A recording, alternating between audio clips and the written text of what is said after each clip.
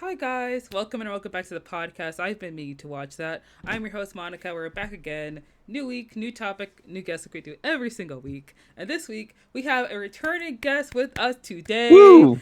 I am going to go Yes. ahead and let him introduce himself to you guys. Hi, this is Josh Bradley speaking. Again, returning guest. Actually, I guess it's my third time because I was Yeah. on by myself for Mean Girls last year, and then I Yep. came back with my two podcast co-hosts, Ken and Yeah. TJ. We are of the podcast series Film People, which I don't know, maybe you've listened to if you've listened to this show before, but I'm back again solo to enjoy a lovely discussion here. Yes.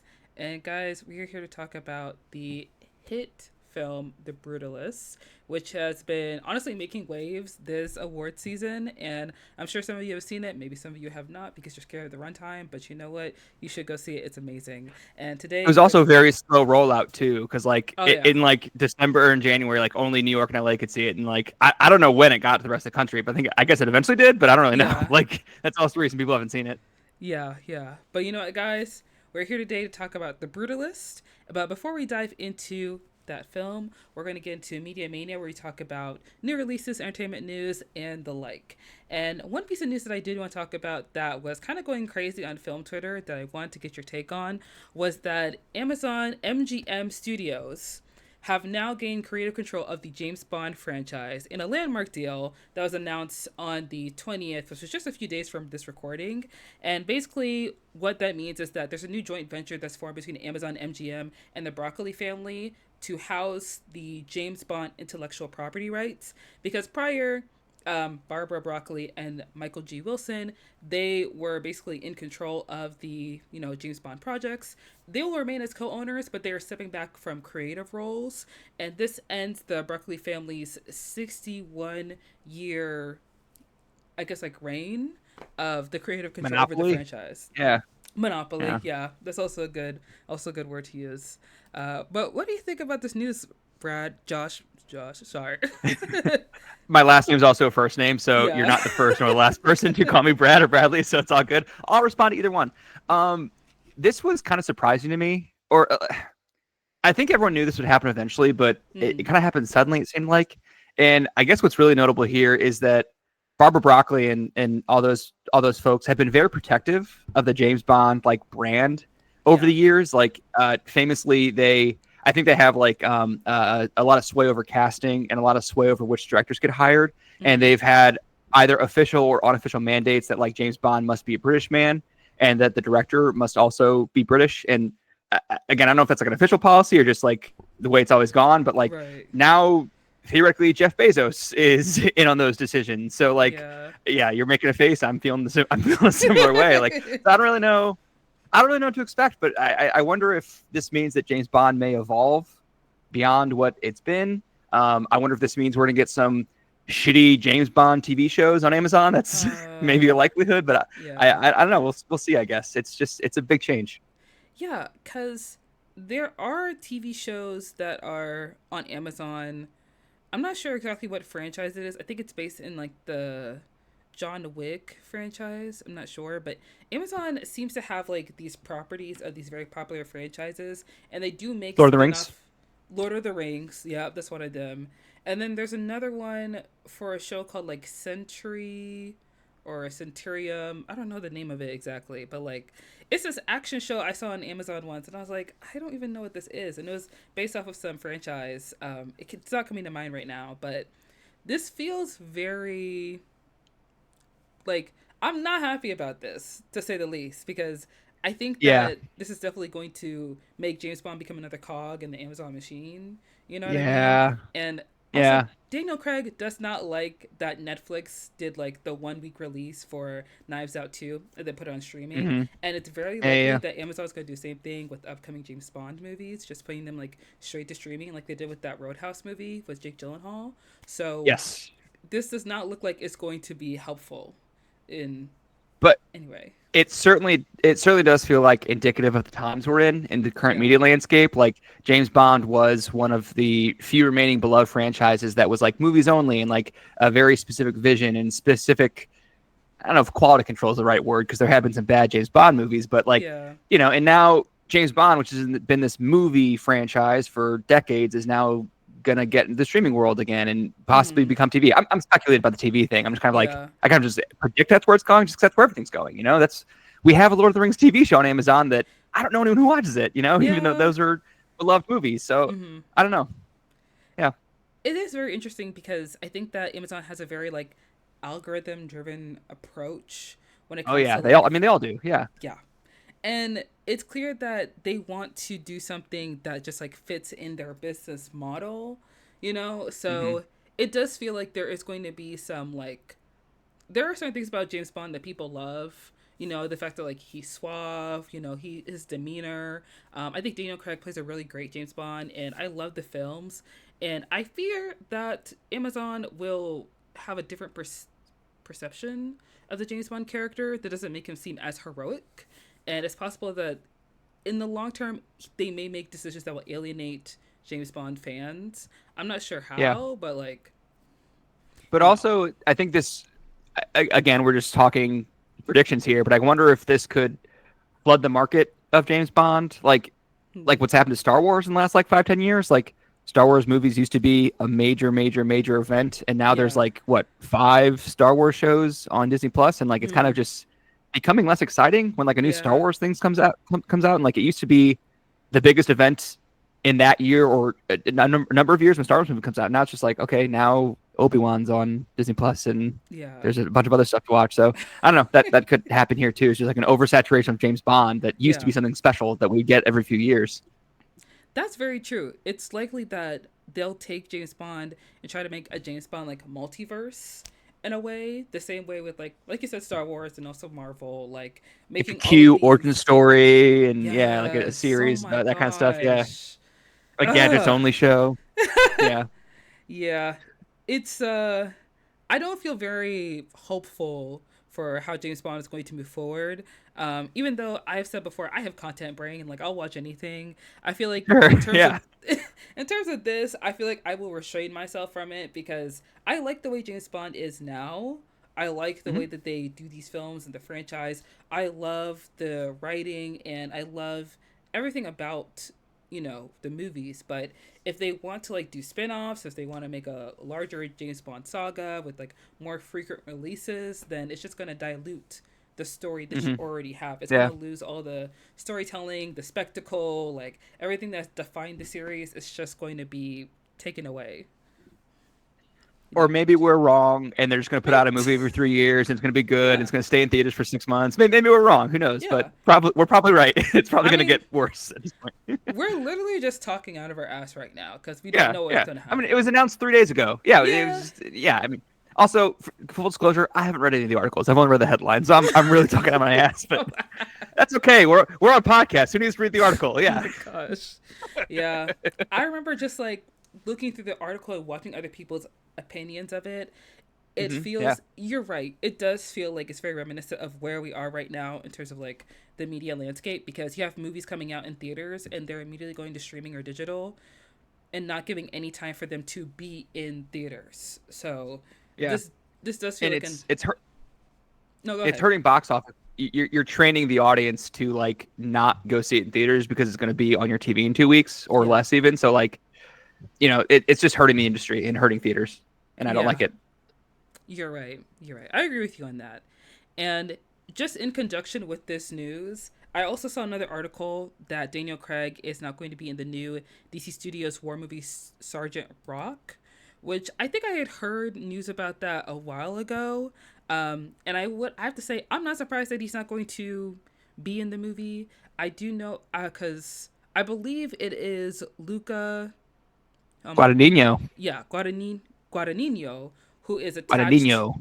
Guadagnino, who's attached to direct the movie, and he also directed Queer, which I feel like it was a really good movie. I liked Queer. I thought it was very emotional and like resonant. Like it felt like a Luca Guadagnino movie. So but it didn't do well at the box office. It didn't get a lot of attention in award season, No. and a lot of people were speculating why he dropped out. And my opinion is that Daniel Craig was looking at Luca as if he's going to be like his creative partner in a way because Jordan Yeah. Peele has Daniel Kaluuya And Hmm. Ryan Coogler has Michael B. Jordan.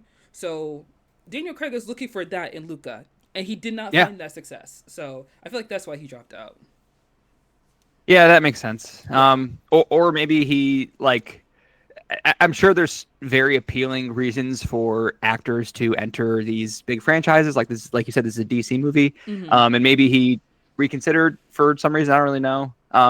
Honestly, I just opened the article that you sent me like just now, and like I didn't know until you started talking about it. This was gonna be a Luca Guadagnino movie. That's Yeah. crazy. Luca Yeah. Guadagnino is making a DC movie. That's Yeah. insane. I mean, that's really cool, but Mm-hmm. yeah, that was definitely news to me. So I don't know why Daniel Craig's dropping out. Does he have? You mentioned like the Coogler, Michael B. Jordan, and like the director actor pairings. Does he have that in Ryan Johnson with a Knives Out series? Do you think, or does that not solidify until he makes a non-Knives Out movie with Ryan I think Johnson? it takes a non Knives Out movie Yeah, because there are plenty yeah, of you're times probably where, right. like, you attach a director to a franchise, they stick with that franchise for the most part. You Hmm. know what I mean? Yeah, So, like, yeah, Knives Out is kind of like unique in a way where it's a mystery franchise. It's been doing well so far, and I feel like Daniel Craig, obviously, he has like a strong, creative relationship with Ryan Johnson, but he's also like the cornerstone of those movies. mhm, So they have to yeah, have that good relationship, you know? yeah, yeah. Plus, I think the next Knives Out movie will be the last one in the deal that Netflix and Ryan Johnson made. So like, whether or not there's going to be a Knives Out 4, I think Mm-hmm. remains to be seen. And Yeah. so, that relationship could be done soon, for all we know. Yes. I am holding my breath on Knives Out 3 because, I feel like I feel this way about a lot of sequels where like it starts off really good and then the sequel is really great and then the third one you're like, please just keep that same magic. Don't let Yeah. anything go wrong, you know. Did you like Glass Onion as much as Knives Out? I think did I like Glass Onion as much as I saw? I did like Glass I Onion a little. didn't. You did Yeah. it? No. I mean, I like them both. I like them both a Yeah. lot. Just like Knives Out, just like a freaking all timer lightning in a bottle thing. And Glass Onion's Yes. good. And I'm certainly excited for the third movie. But like, I wonder if there's diminishing returns. But I hope not. I hope it's great. We'll see. Mm-hmm. I think that Glass Onion was good. I enjoyed Glass Onion. I definitely enjoyed the twist in the film, especially that. Um, would I say that Knives Out is better? Yeah, I would say Knives Out is better, but I don't like Glass Yeah. Onion any less. It's just that, like you said, it's Yeah. lightning in a bottle. That first Sure. one, you hit the ground running, you keep that momentum Yeah. going. Yeah. Yeah. Yeah. But I was surprised that Luca Guadagnino was, I guess, attached to a DC film, to direct a DC Yeah. film. But I think that I just forgot his name. Oh my gosh, the guy who did Guardians of the Galaxy, James Gunn. James Gunn. Yes. God, why did I forget his name? I think that James Gunn, it's clear that he has a vision for the DC universe, and Yeah. with starting with like obviously like Superman and all the other films he has planned. Um, it's clear that he's trying to pick directors that have their own, style, and he wants to bring Hmm. that into the universe. I think that's great. And it's kind of got he's kind of gonna let them do their own thing. Like, this is what you want to do. This is your movie. Like, I'm just there in the process, which is good because you don't need Right. too many cooks in the kitchen. Because that's Sure. gonna Yeah. Yeah.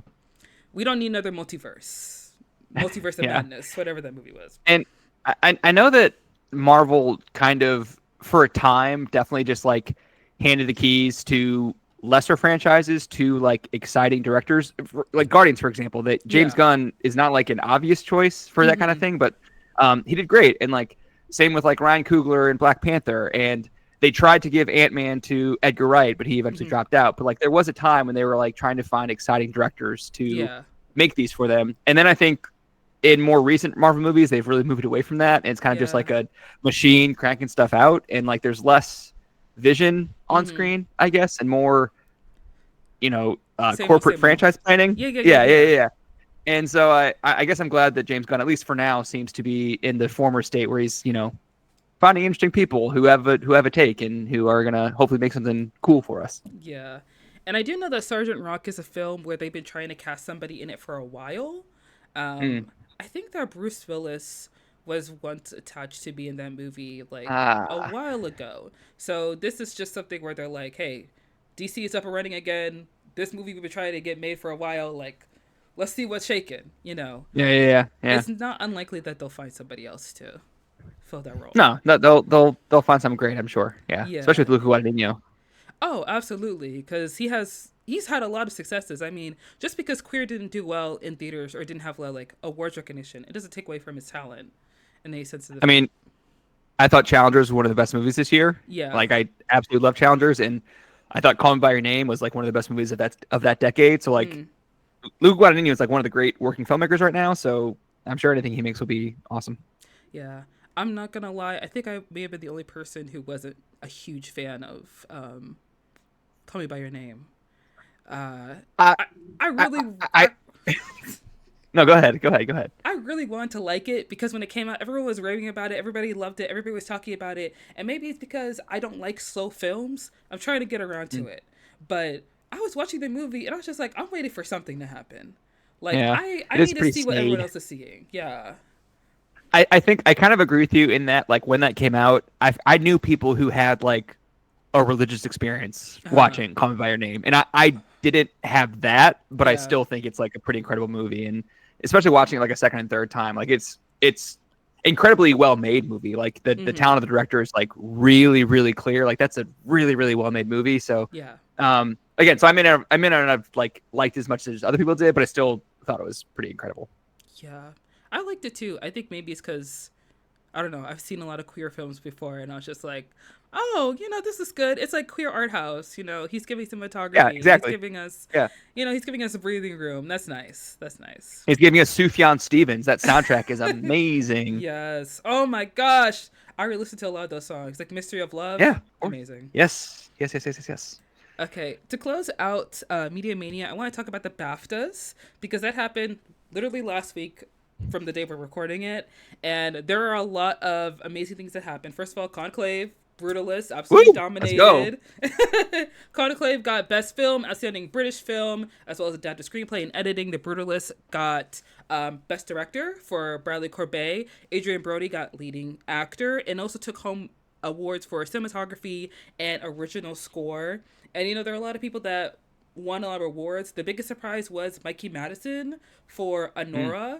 And Anora continues to surprise me because I did not expect people to like this movie as much as they have. But I mean, it's apparently a darling. Why do you think you weren't expecting people to like it as much as people have liked it? What's holding it back, do you think? I don't know. It just feels like, how do I say this? This is gonna sound It's very sexual. It's very sexual. That's the reason I thought. Like that's yeah. I've seen an awful lot of movies nominated for Best Picture. I've seen an awful lot of Best Picture winners, and I've never seen this many sex scenes in a presumptive Best Picture frontrunner. Yeah. And it is the frontrunner, I think. And that's great, I guess, but it's just like kind of a sign of the changing Academy. Like the Academy brought in a lot more members in the last like decade, so like the Academy's bigger than it used to be. There's a lot more young people than there used to be. So like the concept of an Oscar movie is changing, I guess, and it have a different sensibility maybe. But it is surprising. I agree. Yeah, I don't want to seem like prudish or anything, but I feel like when I was watching the movie, it was just like, this feels like a movie that like someone's gonna show in like the back of a warehouse at like 2 a.m. You know what I mean? Like it's one of those movies you kind of play in the background at like a club.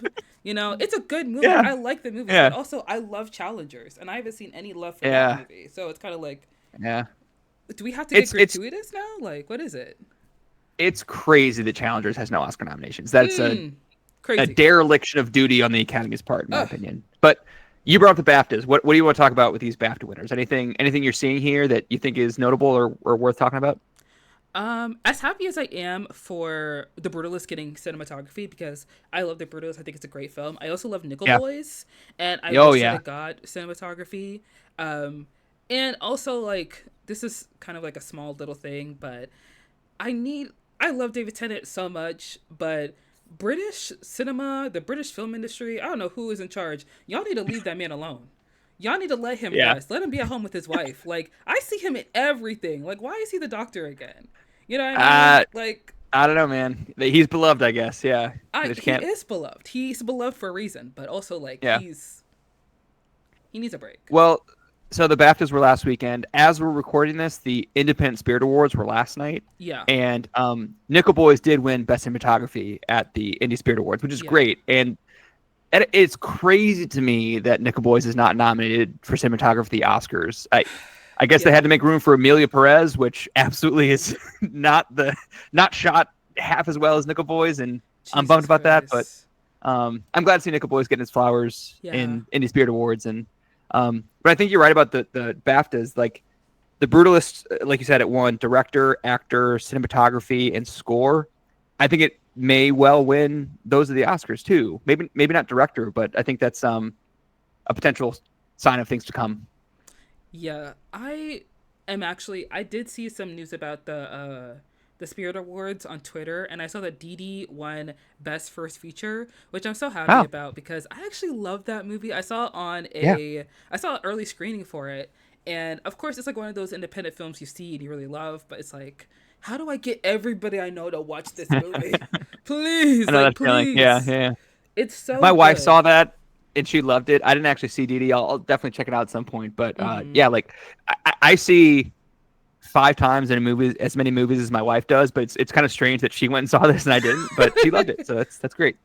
Yeah, it's a very sweet movie, and I think that this award season there have been a lot of I feel like most of the films that have been nominated, like I can confidently say like most of them, this deserves a nomination. Like this movie, this is amazing. This is strong. Like Conclave, it was a movie I saw very early on when it came out, and when I went to see it, it was a maitre d', and there were a lot of older white people around me, so I was like, if I fall asleep during this movie, I'm gonna be so upset.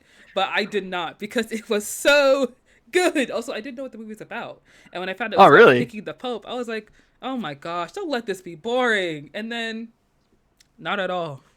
So I grew up in Catholic school, so I'm like, when I found out there was a political thriller about picking the Pope, I was like, hell yes, let's go. So I definitely knew what the movie was about, and I was so excited for it, and I think it like delivered. I think Conclave is outstanding. It won Best Picture at the BAFTAs, which isn't that surprising because it's like a European international setting kind of things, like that they would respond to that more. I don't think it's one of the Best Picture at the Oscars, but it's one of my favorites of the Best Picture nominees, that's for sure. And I don't want to get me might as well. You know, like I said already, a lot of the films that are nominated I feel like are deserving of there. Obviously there's a standout that a lot of people have been picking apart and talking about, and I have not mentioned it on the podcast yet, but I have refrained from watching Amelia Perez or commenting on it or saying anything about the film.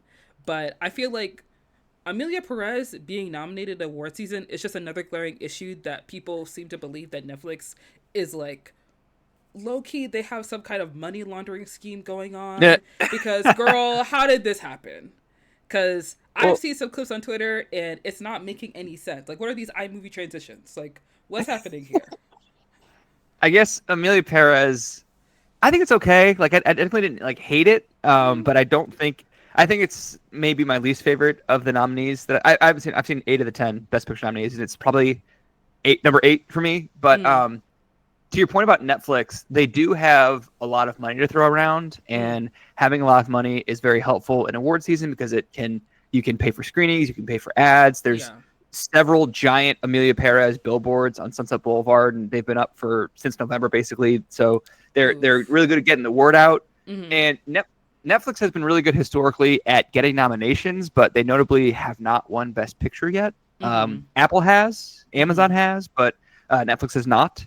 And I guess there was a time like a few weeks ago when we thought Amelia Perez might be the Best Picture frontrunner, and I was very nervous because I wouldn't have enjoyed that. But it's fallen off, and I'm not bummed about it falling off. So it's okay. I don't think it's bad. I mean, I think it's worth checking out, in my opinion. But 13 nominations is a lot. That's a lot of nominations. You know, it is a lot. And I feel like, of course, this conversation happens every year where there's like one movie that keeps getting all these nominations. You're kind of like, girl, why? How did this happen? Like, I remember, I think it was the 2017 Oscars. It was Green Book and then Black Panther, you know, because Green Book, I believe, won Best Picture in 2017. Yeah. And I remember specifically because Chadwick Boseman turned around and looked at Michael B. Jordan and he was like, you see what I was talking about? Yeah. Was that same night, Spike Lee won his first Oscar for screenplay for BlacKkKlansman, and he's being interviewed afterwards, and someone asked him about what he thought of Green Book, and he asked the 2 interviewers, "Are you British?" And they were British. They were British reporters. Mm. Are you British? Are you British? Let me answer in a British way. It was not my cup of tea. And then he like starts laughing and jumps away. Yeah. I mean, that is the appropriate answer for that question. But I Yes. feel like I really don't want Amelia Perez to really walk away with anything. And of course, like I already started saying, this happens every award season where there is one movie that seems to be a front runner in the awards season, but there's another film that is better, that handles the same subject matter, and whatever message the first film was trying to, relay to the audience, there is a smaller film that does it immensely better. Like with Green Book, it's about togetherness, coming together, racial dynamics, and like Black Panther does that in a way where obviously it's a superhero movie. Like I get it, you guys don't like superhero movies, but like I feel like it did it a lot better. And like now this year with Amelia Perez, you have I Saw the TV Glow, which was like an indie darling. People really liked it. Of course, it's got a lot of loved that movie. I Yes. absolutely adored I Saw the TV Glow. Amazing. Yes. And of course, like it's Martin Scorsese's favorite film, even though all the Martin Scorsese Really? Yes. Wow. He literally said, like, I love this movie. He talked about it in an interview, and all the Martin Scorsese fanboys are like, well, I don't get this movie, and I don't know what's going on here, Shut up. Like, you are not him, you are not that girl. But no. I mean, obviously it happens every year, like I said already, so I'm just hoping that Amelia Perez, I hope listen, you can get one, and then that's I think it's getting two. I need you to prepare yourself for, I think, two likely wins for Amelia Perez. Probably best original song, because it's an opera and has original songs, I guess. So it's, I think, a front runner for one of those. Opera. And Zoe Saldana is probably going to win Best Supporting Actress. So, but I think she's innocent in all this. I think she's actually really great in the movie. So if the only two wins are song and Zoe Saldana, I won't be too upset about it, because I think she's deserving and she's great. So, Josh, you don't know this, but many Black cinephiles, we have like certain actors that we feel like we have to defend. You know what I mean? Because for some reason, almost every award season, there's one of y'all that gets connected to some kind of project, and it's like, how did we get here? With Green Book, it was Octavia Spencer. Miss Spencer, we love you, but like we get it with what was it, Hidden Figures, but Green Book, no. No. And now it's Amelia Perez. Because, like, Zoe Saldana, we forgave you for Nina Simone. But... yeah, that was tough. This is not, like... This is not what we wanted you to do. This is not the transition we were thinking of. Like, I get it, like, they're not making any more Guardians of the Galaxy movies right now. But, you could answer somebody else's call. That's all I'm saying. She's got Avatar. I mean, she's been making Avatar for a decade and a half, and she's going to continue for another decade and a half, apparently. Yeah. So, that's taking up a lot of her time. I get it that franchise actors want to do independent films, but like, let's read the script. Let's have someone else review it. Yeah. You know what I mean? Yeah. Like, don't look at the check. Let's look at the material. She gets to sing and dance and speak Spanish and English, and I guess maybe that part was appealing for her. And I don't know, maybe she didn't know it would be like as high profile as it is. Maybe if she knew that, she would have. She's been distancing herself, I think, savvily from a lot of the headlines around the movie of late. And I think that's like smart of her. And I wonder if she's having any regrets taking this on. I wonder. Yeah, because there are a couple Netflix movies that come out and you see people attached to it and you're like, no, girl, how much money did they pay you to be in this movie? Because this is a hot garbage fire. So I'm thinking maybe it's the same thing with Zoe Saldana. She saw like, this is a Netflix movie. Maybe nobody will watch it. I'm getting paid a lot of money. It's whatever. And then this happens. It's like, oh no. This is not what I wanted. I wanted my easy paycheck. Not all this. But what'd you think of Wicked? Do you see Wicked? I love Wicked. Okay. Because I think if Zoe Saldana doesn't win supporting actress, it's probably going to be Ariana Grande, I think. Yeah. That's my guess. It's interesting because I feel like Wicked was, in my mind, I thought Wicked was going to be the front runner for the Oscars. Because like... it kind of was for a minute. Yeah. For a little while, people thought it might be, yeah. Yeah. Also because like, they were putting all of their money into that marketing. Like... and it worked because everyone's obsessed with it. And it's been an enormous hit. And so part 2 is probably going to do crazy business too next year. Yeah. I honestly love Wicked, had a lot of fun with it. I'm surprised that Cynthia and Riva hasn't gotten anything for it yet. because they were kind of setting it up like, oh, you may be you're very close to an EGOT, because in a lot of the interviews they were She dropping is, that yeah. word EGOT. So Hmm. I think they were like setting her up for that, obviously, but I think is she 3/4 the way there? I think she has the Emmy, Grammy, Tony. I think I yep, could be wrong. Yeah, she has, okay. all she needs is the Oscar, and then she's there. So She'll I get there at mean, some point. Probably not for this, but soon, I'm sure. she'll definitely get there. You know, Yeah. we'll have to wait and see. But guys, that Yeah. was Media Mania. So we're gonna go ahead and jump into the meat and potatoes of this podcast, and we're gonna talk about the Brutalist. The Brutal Brutalist boys. is the Brutalist is a phenomenal. A lot of people have been throwing out the word epic, American classic. You know, Eh, I mean, I don't feel yeah. like they're. I don't think they're.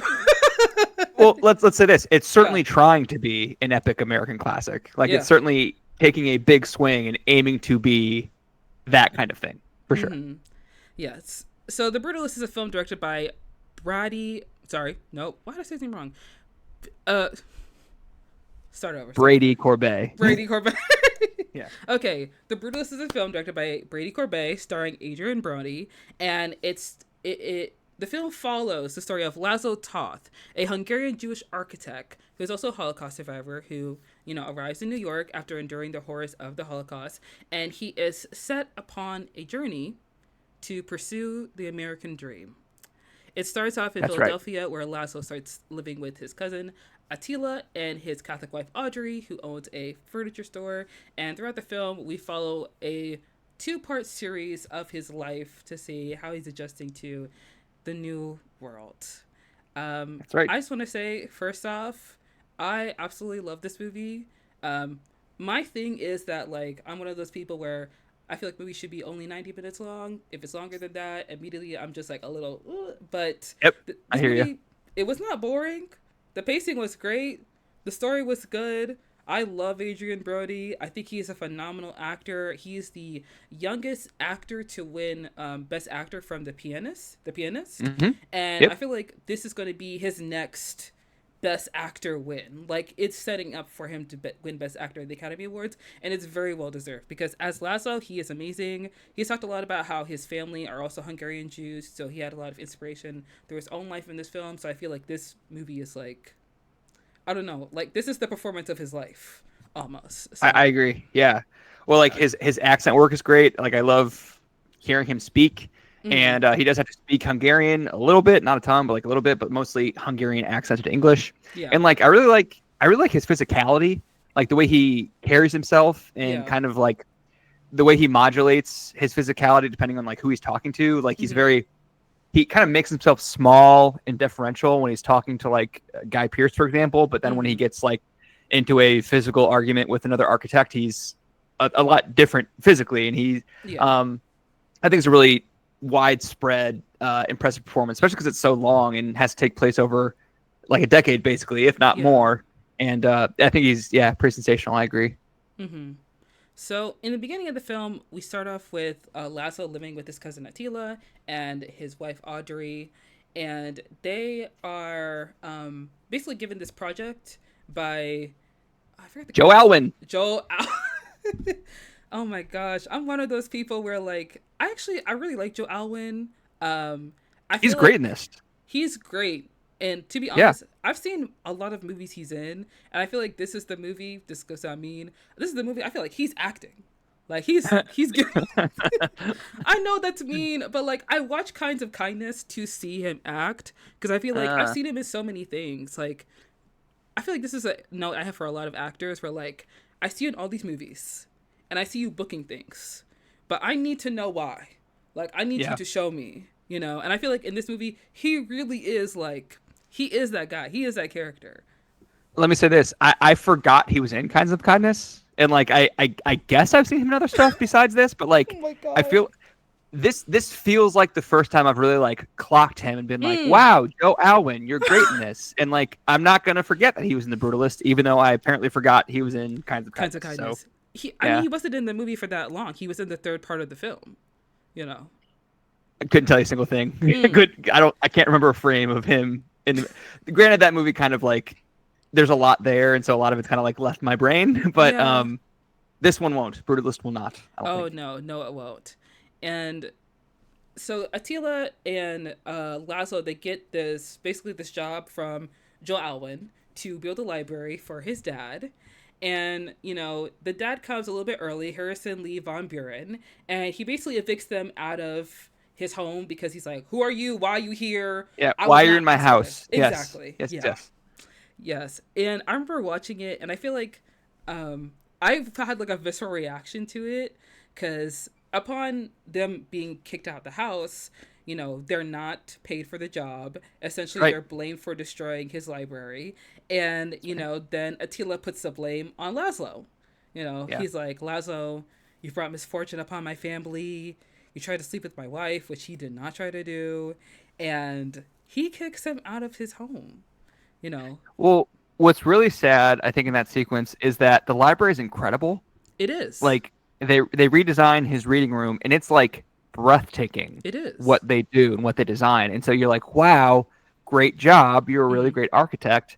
And not only are they not paid for it, but they're like berated for the Mm-hmm. work they did and thrown out of the house. And I think the thing with his cousin that we're kind of dancing around is that there's like a scene when he first gets to his cousin's place, and like his cousin is very assimilated Yes. in the United States, even though he's also a European Jew. He's like married to a Catholic woman, and like he changed his name to sound less like he's Jewish, and he's wearing suits and just like very assimilated and like trying to drop his accent best he can and trying to like don American clothes, basically, like metaphorically Mm-hmm. speaking. And he's kind of advising Laszlo to do the same. And Laszlo is more resistant to that idea that he needs to like change things about himself to be accepted Mm-hmm. in the US.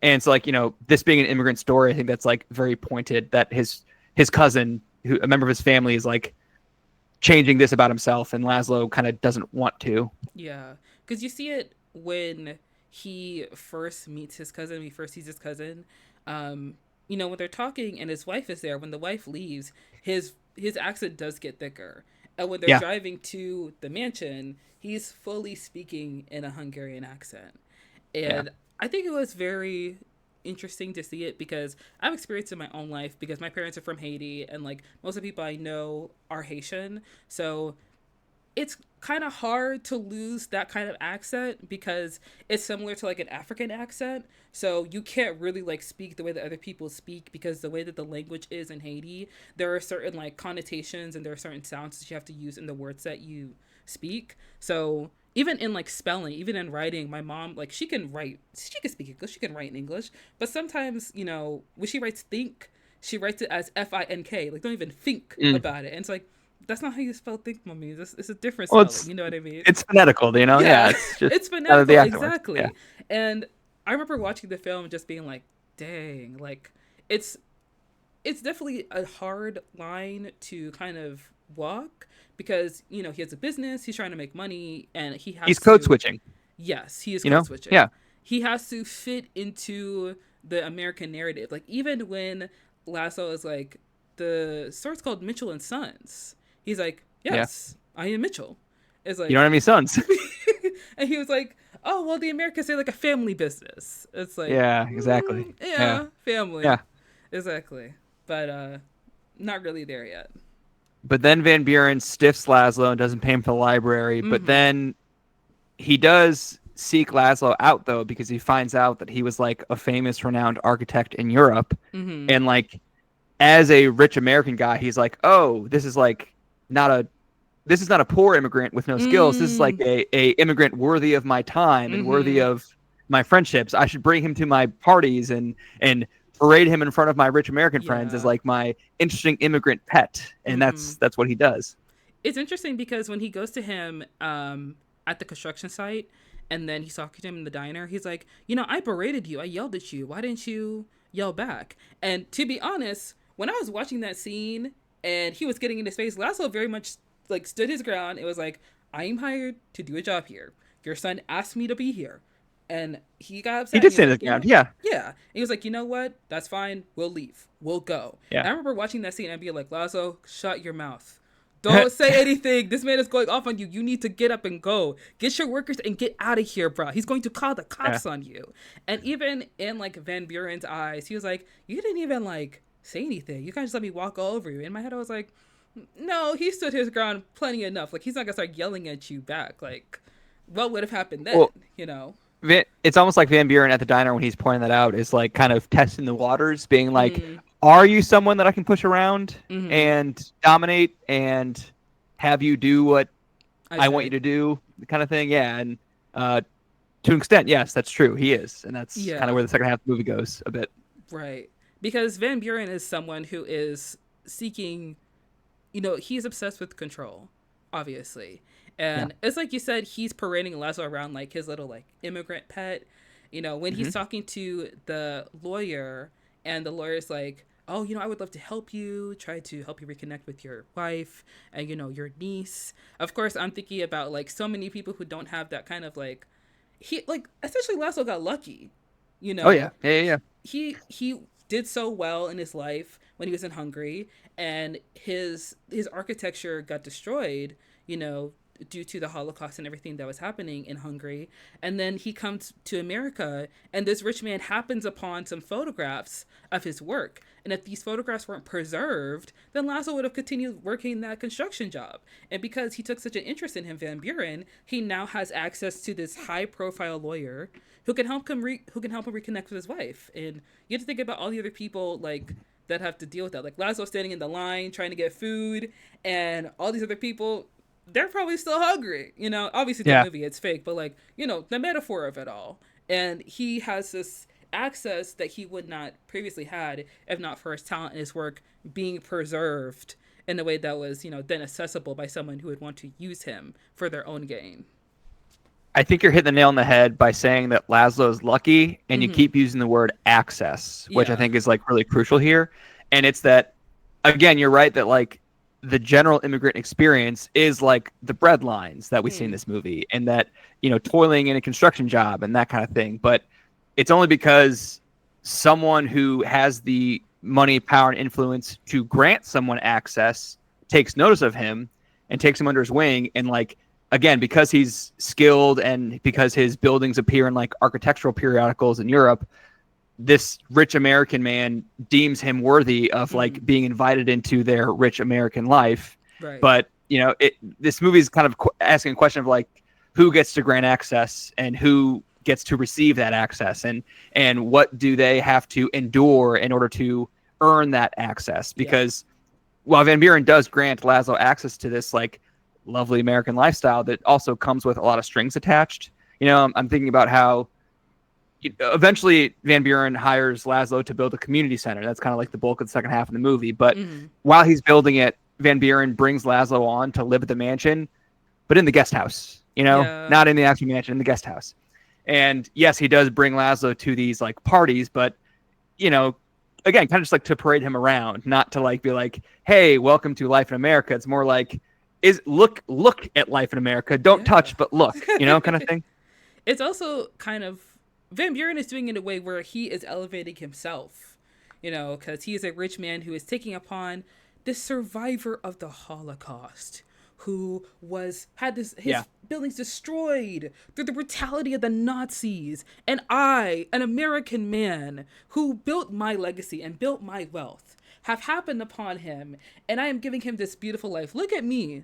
Look at what a great person I am. Like, he's kind of doing that. Guys like Van Buren, and we see it in the movie, like to like brag. Americans that are this wealthy like to talk about their philanthropies and how they like to give back and how give money to this cause and that cause and that cause. And to Van Buren, Laszlo is just like another philanthropy for him to like, help out the less fortunate. That's like he's just a cause for him to like feel better about himself and to brag about how nice he is. Yeah, definitely. And I think that with Laszlo, coming into, building the community center, immediately in my head, I was like, do not trust him. Do not trust him. Don't get your hopes up, bro. You don't know this man. He is not all who he seems to be. Like, even when he is like talking to his dinner party friends about building a community center, you can tell like he has these ideas before. And his son in the background is just so unamused. He's Yeah. just like, are Like, you here we go kidding? again. Yeah. Like, really? Like, the money that I'm meant to inherit, you're gonna spend it on a building that we may not even use? Like, And what's interesting about the building is that it is a multifaceted, multi-use community center where mm, Van Buren wants there to be a gymnasium and a and a pool. library and a pool and a church.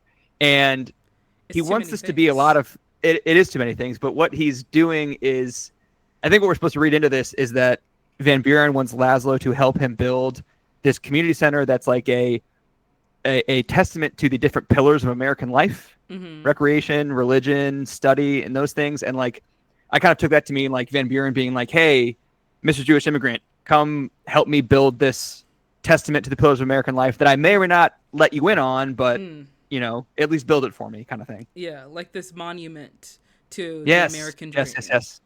And Yeah. monument to himself because he's like dedicating the building to his mom.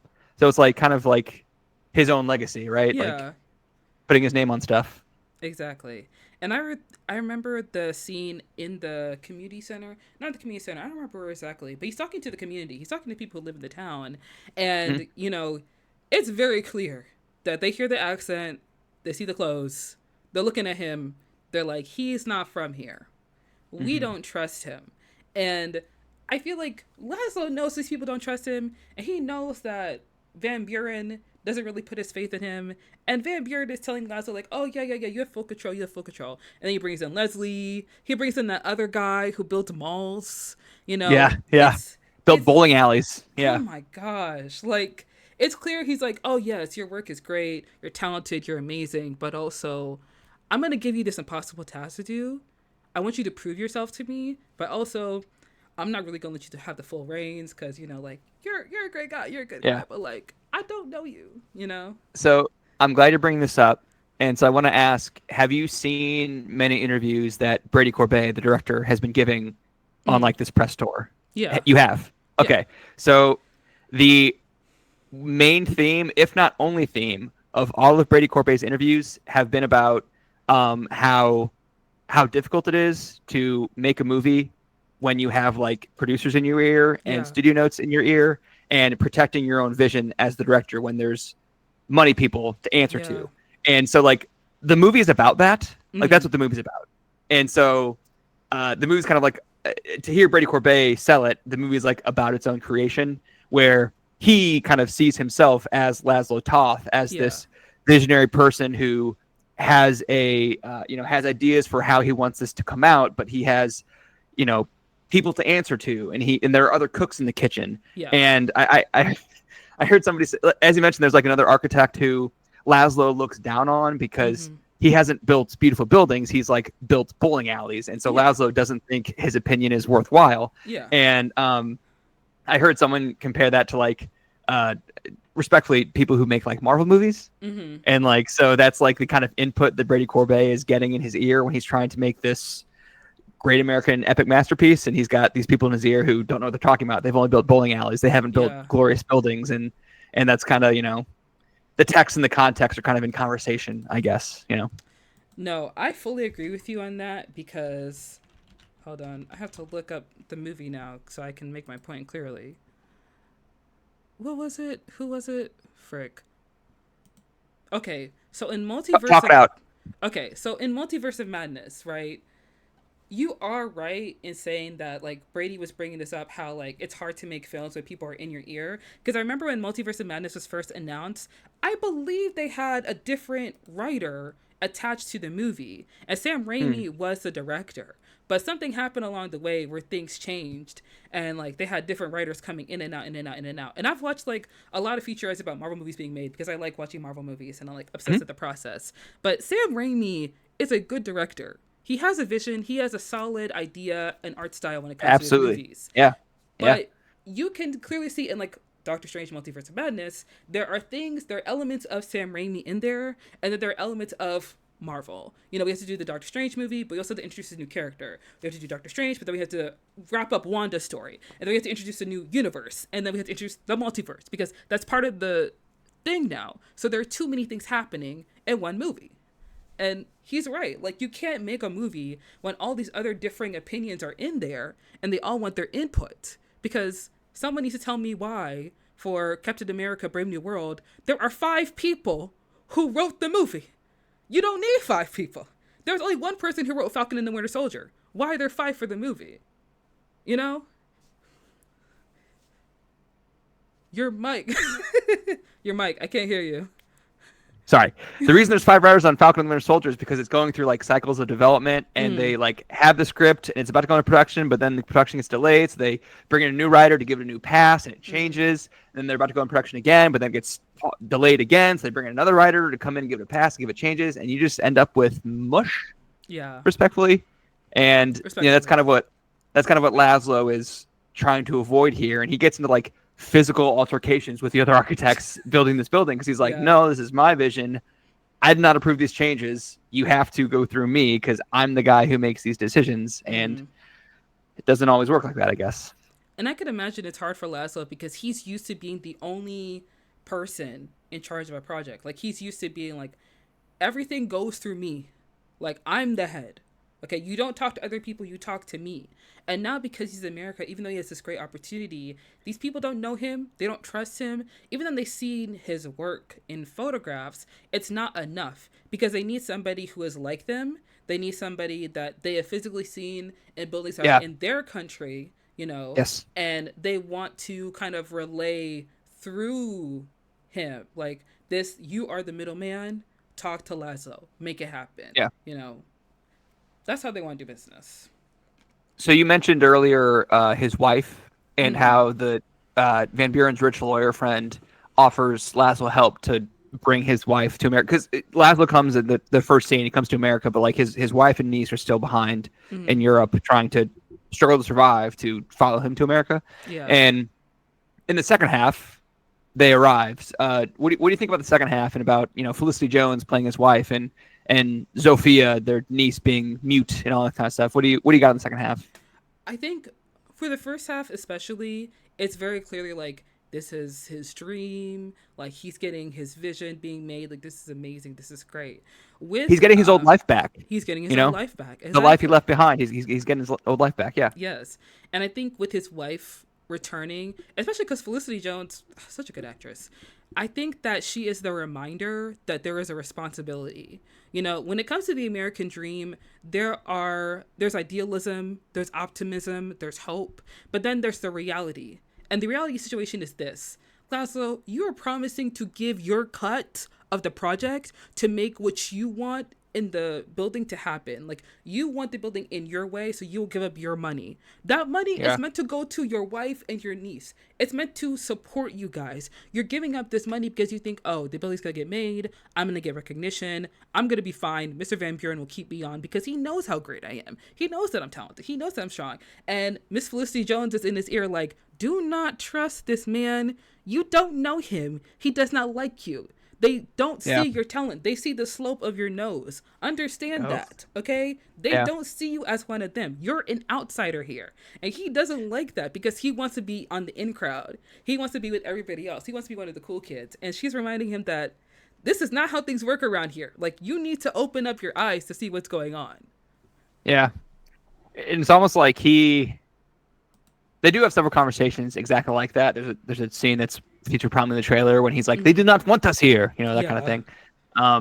Which is kind of like one of the theses of the movie, I guess. And it's also interesting how like he goes through a lot in the first half to get where he ends up. You know, he gets thrown out of his cousin's house. He works a construction job. He gets addicted to heroin. Yeah. We haven't talked about that yet. He's addicted to heroin throughout the movie. And then she comes to the United States, and like she's been through a lot. She's wheelchair bound, presumably from like whatever physical stuff she had to go through in the Holocaust, and so she's like disabled, at least temporarily, it seems. And she's in a lot of pain. He's in a lot of pain. Like, this is kind of a movie about pain and about, again, like what you must endure in order to live out the immigrant experience here. And the fact that he gets her addicted to heroin is kind of crazy to me. Or we don't see that. We see him give her heroin, I guess. I don't know if she gets addicted, but hard to not get addicted to heroin with to do it once, I assume. So I'm assuming she's also going to become a heroin addict after this. But I think that I think it's interesting, the desperation that you kind of see in the film, because at first glance, Laszlo seems to be on the up and up.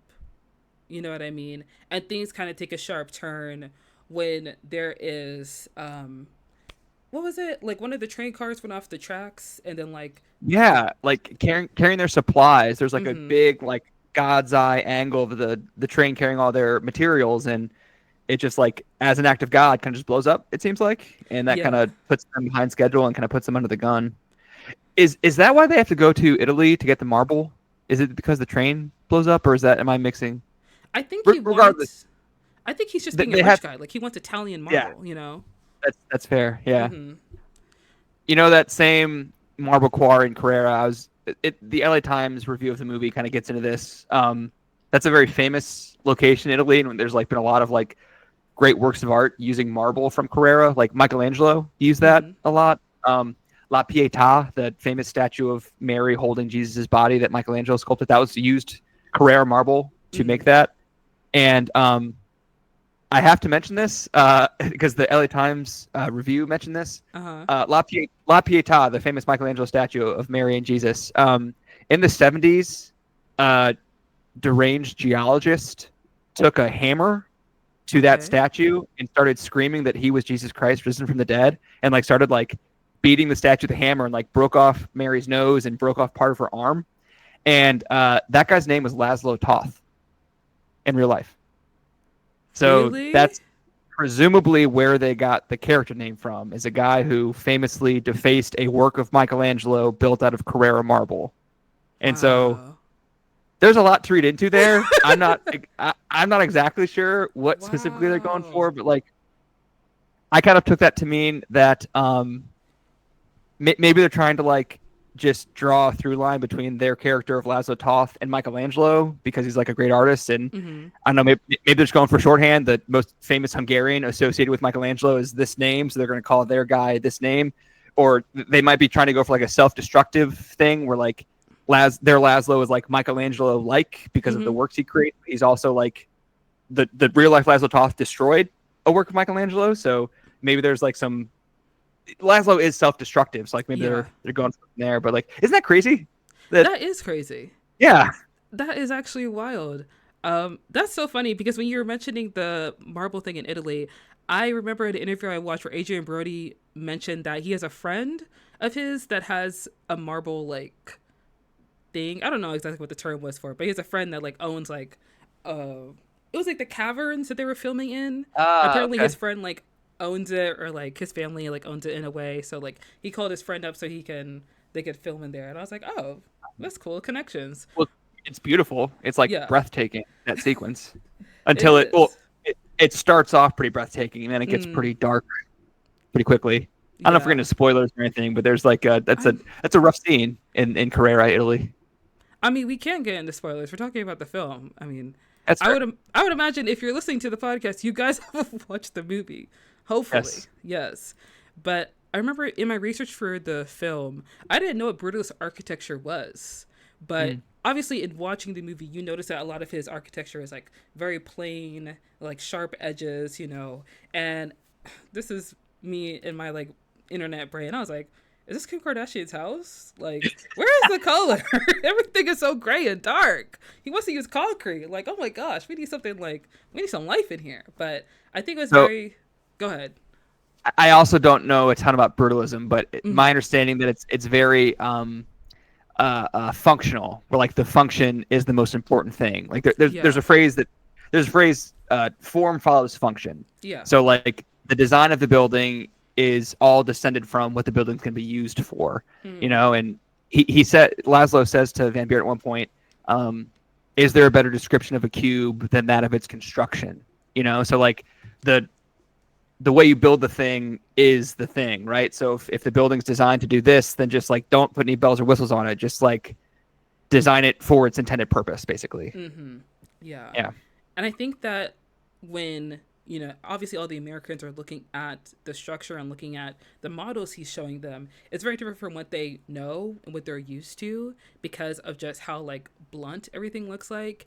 And I was studying the brutalist structure a little bit, and I think it's kind of like a reflection of resilience in a way because, Yeah. Laszlo is a Holocaust survivor. And when you're staying in those camps, from what I've seen in like documentaries and stuff, it's not flashy, it's not nicely decorated. Like, they're put in these boxes, they sleep shoulder to shoulder, like these people are crammed in there, and it's very harsh, it's very cold. So his architecture is reflecting that of his experience and his trauma, because he's trying to like show people like, you like me, you parade me around because I am a Holocaust survivor, I'm a Hungarian Jew, I'm an immigrant pet. All those experiences influence my art and influence my work.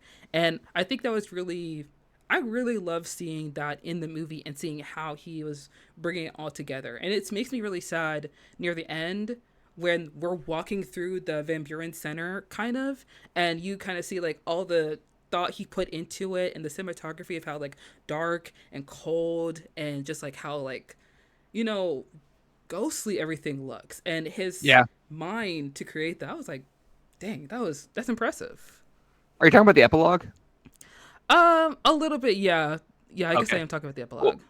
Well, I think I'm talking about two things, but the epilogue does reveal kind of he designed like secret things in the community center. Like he designed like tunnels in between the different parts of the building that are the same dimensions as like some of the things in the concentration camp where he and his wife were. So he's like putting his own tragic history into this building, and that's kind of explaining why he was so uncompromising with the other architects and like why he was willing to give up his salary to make the changes to make it exactly how he wanted to be made, because he was, we didn't know at the time, but the epilogue does reveal he was like, again, putting himself into this and putting his wife into this and making, again, like their own, like Van Buren would make this a testament to himself and a testament to his mom, but Laszlo kind of makes it instead a testament to surviving the Holocaust and to his and his wife's story.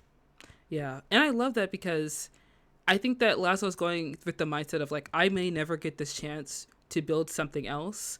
So this may be my one shot and I need to pour everything I have into it. And I'm not going to let anyone stand in my way. And I think it's really great that Laszlo stood his ground, because oftentimes, like, if you're not from this country, if you're an immigrant, you have to kind of compromise so you can kind of go along to get along. Yeah.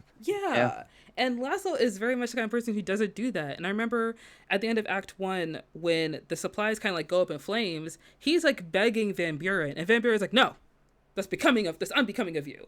And immediately I'm like, dang, Laszlo, you messed up, bro. Like, you stood on your ground a little too hard there, Not American Daddy is mad. Yeah. Yeah, he is. Yeah. I feel like I appreciate that he, really wanted it. But, it's a little voice in my head that's like, we need to restrain ourselves. We need to hold back, because I've seen that in my own personal life where like you want something so badly, but if you're collaborating with someone who is just using you, not really working with you, you need to bend. Like you have to bend along with what they want, because if you don't, then like you're not going to get anything. You kind of have to be happy with like what you receive, And that kind of brings me in my line of thinking to the scene in Carrera that I kind of danced around earlier, where the most upsetting scene in the movie probably is when the rape scene, when Laszlo is, I guess he's like drunk or maybe high on heroin or something, but he's incapacitated in some sense, and Van Buren, who also appears to be pretty drunk, goes and sodomizes him. Yeah, kind of out of nowhere, but I heard I was listening to a podcast about Brutalist, and Adam Naiman, who's a film critic, said that this scene is when the movie's central metaphor becomes a meta 5, as in like it's like really, really on the nose, really, really it's a literalizing the central metaphor of the movie, which is that this rich American guy is metaphorically raping the immigrant for his labor, and then he is literally raping the immigrant, and a sign of domination and power, just a display of power. And like, because Laszlo is powerless relative to Van Buren, much as he may fight him on the creative control of the building and all that, and the budget for the materials and everything. At the end of the day, Van Buren is the one with all the power, and he has the power to fund this project, and he also has the power to grant access to the American life that Laszlo is right on the outskirts of. But again, that power comes with strings, and one of those strings is that Van Buren can do what he wants when he wants, and Laszlo kind of has no power to stop him, and that's kind of like all here in this scene in Carrera when again the metaphor is literalized in pretty harrowing ways. I remember in the middle of watching the film, I think it was after that had happened, and Laszlo is still like, I don't know what to say. He's like a hard ass about the details for like the second project that he's doing for Van Buren. And it reminds me of the story he told Laszlo about I think his in-laws, where they went to go visit, actually I think it was his mom, so it was his grandparents. They came to visit his mom. His mom doesn't have a good relationship with her parents, but he's like, fine, they could come visit, whatever. And they come to visit, everything's great, everything's married, the dinner went fine, and he decides to give them a gift of $25,000. And you could tell on Laszlo's face, is like, oh, that's a lot of money. And in my head, I'm like, how much is $25,000 in the 50s? Because I'm thinking, like, you give me a check for $25,000, I'll say thank you, But I'm thinking maybe it's like $500,000. Maybe it's like a lot more, in today's, I guess, money terms. But he gives them this check. They're overjoyed. They're excited. They're happy. And then, they come back with the check. They're like, hey, you didn't sign it. And he was like, well, I don't feel like you really, like, were genuine about it. Because you seem a lot more happy about the check than to see your own daughter. But if you really want the money, I'll give you $500 right now. And you just don't come back. And they're like, okay, great. And they take that money and then they leave. So I remember just in the second part, I'm just like, this is his $500. Yeah. Oh, this is the second choice for Laszlo. Very good. Yeah. Well, because that's like Van Buren's was pulling a huge power move with that check writing story, right? And demonstrating the power that he has over people. Yeah. And how they are willing to accept scraps from him. That's how powerful he is. And like, you're exactly right. I think that is post-assault, the fact that Laszlo keeps working on the community center is like him accepting the scraps. And you mentioned that Laszlo gets like very testy with the people working on the community center. It's because it's kind of like a transference of his anger. When you feel powerless, you kind of like divert that elsewhere. And so he's trying to like exert power over who he has power over because he can't exert power over Van Buren, who he's actually angry at. Yeah. So he gets assaulted by Van Buren and feels powerless, and then sees like some construction workers monkeying around on the construction site and like berates them because that's the only thing he has the power to do at the moment, and he needs an outlet, and so that's his outlet. Yeah. Also, one thing that I picked up on the film is that like Gordon, obviously like Laszlo's black best friend. Shout out to Gordon. Throughout the movie, it's clear that Gordon is kind of like the symbol of Laszlo's humanity because the film takes place in the 50s. And obviously, like, when Van Buren comes in, he's like, you have your Negro worker on my driveway. It's like, oof, forgot what year it was. But, when he finally kind of like goes off on Gordon, he fires him and he pushes him out of his life. It's like Laszlo's humanity is gone. He is no longer a kind-hearted person who's understanding. Because I remember watching the movie, every time Gordon showed up, I was like, "There's our bestie. There's our bestie right there." And when he fires him, it's kind of like the last shred of his goodness. It's just gone. Yeah. That's whatever tether he had to the life before he met Van Buren is now gone, right? Yeah. Speaking of Gordon, though, I like that character too, and I do like the scenes because he meets him in the breadline, and like Laszlo kind of sticks his neck out for Gordon in the breadline and for Gordon's kid, and I think that's great. But at the same time, like, do we need Laszlo going to a jazz club with the only black character and then getting addicted to heroin? Like, did we need that? Is that necessary? Yes. I mean, did we need that first scene when he got off the bus and then he was in that hallway? Oh, in the brothel? Yeah. We didn't need that either, but you gotta throw something in there. It can't just be architecture in here. Yeah. I'm not gonna lie, the jazz sequence was so funny because I was just like, yeah, he would do that.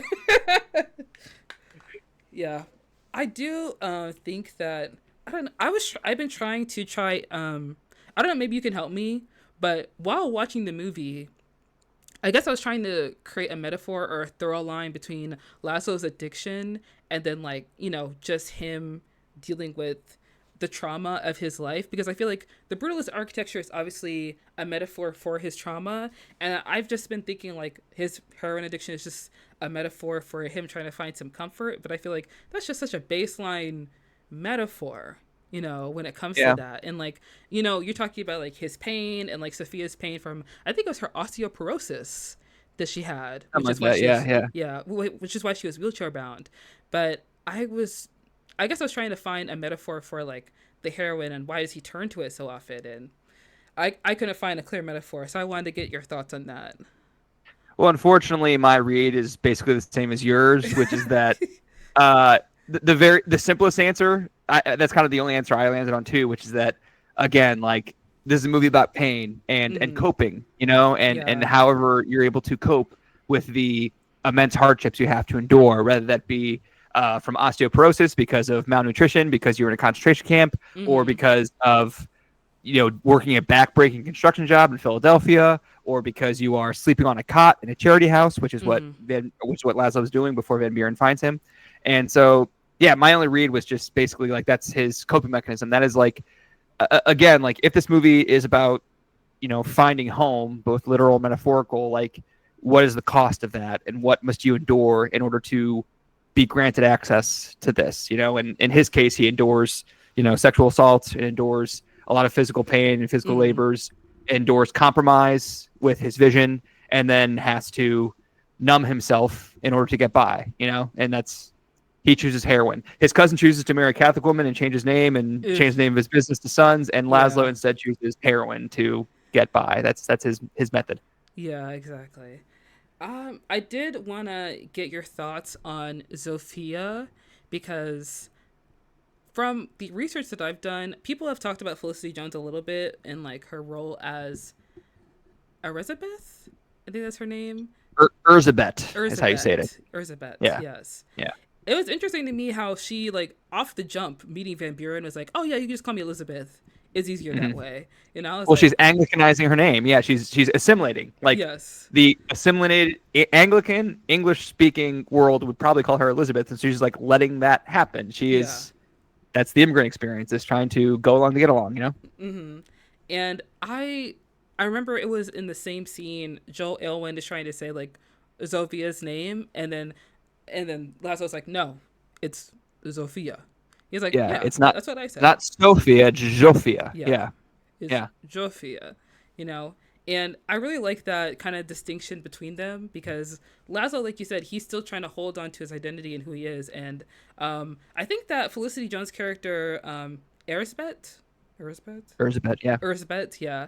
It's clear that she knows what's going on. She knows what time it is. She knows who these people are. But at the same time, it's like, we really have to, like, we need to fit in where we fit in. These people saved me from a concentration camp. They can call me Elizabeth if they want to call me Elizabeth. That's kind of where she's at. Yeah.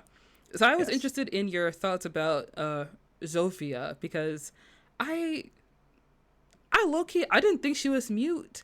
I was looking at her, I was like, this girl can talk. She just doesn't want to, because she doesn't like these people, but I was curious to get your take on it. Well, the muteness is temporary, because she does speak in the epilogue, which takes place like 20 years after when we first see her. She's an interesting character because she begins and ends the movie. Like, the first scene is not Laszlo on the ship to America. The first scene is actually Zofia being like interrogated by people in Europe, presumably like looking for Jews, you have to assume. Yeah. And she doesn't speak in that scene. She's mum. And then when she arrives in the second half of the movie, she still doesn't speak. I've heard people say that the movie is actually from Zofia's perspective, and it's like her experience of, and like her watching her uncle and aunt go through all this. And I think it's also interesting that she eventually actually does speak even before the epilogue, and that's when she tells Laszlo and Erzsébet that she and her husband are moving to Israel. Yeah. Because, like, again, if this movie is about like a search for home and a search for belonging, like, she feels that's where they belong. And like, again, Laszlo is resistant to that. He's like, well, we're Jews too, and we live in the U.S. Like, do we not, do we not belong here? Are we not Jews? That's what he says. Yeah. And so, like, I don't know. I don't know if I really like wrap my head around Zofia and like why she's mute, but I think you may be onto something. That's like, if she's mute just from like a temporary trauma response or what, or if she's just like deciding to sit there and observe. I don't really know, but she also has a presumed an implied encounter with Joe Alwyn that he he may have assaulted her off screen. There's like that Yeah. implication too. So if she is mute, that also comes with like its dangers, you know, because she can't speak up or defend herself Yeah. when they are being exploited. Yes. I feel like with Zofia, the muteness is a trauma response in a way, and I think it is kind of like for her protection, because, you know, Laszlo is being himself. You know, he is standing firm in his Hungarian identity. Erzsébet is kind of like assimilating, and Zofia, she doesn't really know what's going on, what to do. She's fairly young. She's between them. Yeah. Yeah. Yeah. So she is caught in the middle. So it is easier for her to just kind of like do what she's told and just kind of like mind what's going on and not cause a stir in any kind of way. And that scene with Joe Alwyn was like, the second he sees her, oh my gosh, when he made that comment to Laszlo, I was like, immediately, Laszlo, you need to find her. You need to find her and keep her away from him. I think it was the same scene, and I may be conflating two scenes, but when Joe Alwyn's talking to Laszlo about Zofia and whether or not she's available, basically, Yeah. and then like the implication is he didn't care whether or not she's available, he's going to go for it anyway. But I think in that same scene, because Laszlo kind of like gives him a little bit of resistance to the idea of him like coming on to Zofia, and then Joe Alwyn says to Laszlo very pointedly, "We tolerate you. Yeah. You know, you're not a part of this. You're not integrated into this. You're just someone that we are tolerating for now. Yeah. And if you give me lip, we're going to stop tolerating you. This is conditional. Your access to this life is conditional." And that is, again, I think a huge theme of the movie is who decides who's led into this, you know? Yeah. Because Joe Alwyn's character, he's not Van Buren. He's not Harrison. He doesn't control things. He tried to get his father a new library, and he got chewed out too, probably, but that was off screen. So then he fired them, and then he didn't pay them because they're immigrants. What do they care? I'm never going to see these people again. And then he sees these people again, unfortunately, and now he's building a community center. So egg on his face that his father doesn't want just a library. He wants a library, he wants a pool, he wants an arcade, he wants it all. You know? And so now he has to, you know, push his power onto somebody because he in turn is powerless, because yes, he's in charge of the project, but it's only because his daddy's in charge. So he's just attached to it. Because Laszlo has made it clear to him that, like, what have you worked for in your life? What makes you think you can step to me? And I feel like Joe Alwyn's like powerlessness really comes to a head in I guess the last scene before the epilogue, which is when Erzsébet has presumably learned about the assaults that Van Buren did to her husband and comes to confront them when they are like sitting down to dinner and like have all like their rich business friends there in attendance, and she calls Van Buren a rapist to his face and really causes a scene, and Joe Alwyn like freaks the fuck out and like tries to physically throw her out of the house because he's so embarrassed, but like the kind of the toothpaste out of the tube at that point, like he can't do anything about what she's doing and the damage she's doing to the reputation of his father, like in front of them. And then like he's like, "Sorry, gentlemen, for that disruption," and they're like, "We're leaving," and he can't make them stay because he's powerless, and all he can really do is just search the ground for his dad who ran off. Did you get the implication that that Van Buren killed himself after Erzsébet came in? Yeah, because they said we found something, and I was like, okay, he's gone. I didn't get that on first watch, and I was like, I was reading the Wikipedia plot summary after I watched the movie, and there it says that like, the presumption is that Van Buren like went off and shot himself or something. That's why they can't find him. I'm like, I'm not sure I got that, but that makes sense. That tracks. And I saw it a second time, and I'm like, okay, I can kind of see that now that the idea is in my head. I guess I see it. I don't think that he shot himself, because oftentimes when a character offs himself off screen, if they wanted the audience to know, there would be either dangling feet or the sound of a shotgun. It's either that. So it's heavily implied. In my mind, I first thought, he ran away. That's what I thought happened. But then when I was driving home, I was like, why would he run away? That doesn't make any sense. Where's he running to? Exactly. When they're searching through the place, like the center, and because it's so dark, you can't really see like where anyone's going, who's who, what's what. I'm watching and I'm like, oh wait, So I'm waiting for like the indication, but there isn't any indication. I think it's very interesting how what? Brady Corbet. Brady Corbet, yes. It's interesting how Mr. Corbet, chooses what is implied and what is not. Like he Yeah. chooses like what we see and like how visceral it is and what we don't see. He's willing to show us the assault, like he doesn't leave that to subtlety. He just No. goes for that. Yeah. But then other things, he's like, we'll let this happen off screen and let them figure it out, Yeah. Even with the scenes when they were doing heroin, I was just like, oh. I was like, why is Okay. there a spoon here? All right. Even with like, because when he is doing it to Erzsébet, I was like, Laszlo. Even when she's like lying there in pain and she's like writhing, I'm like, do not go under that sink. Do not get your toolbox. And yeah. yeah, I think it's interesting, what Mr. Corbet wants to show us, because it's, I don't know.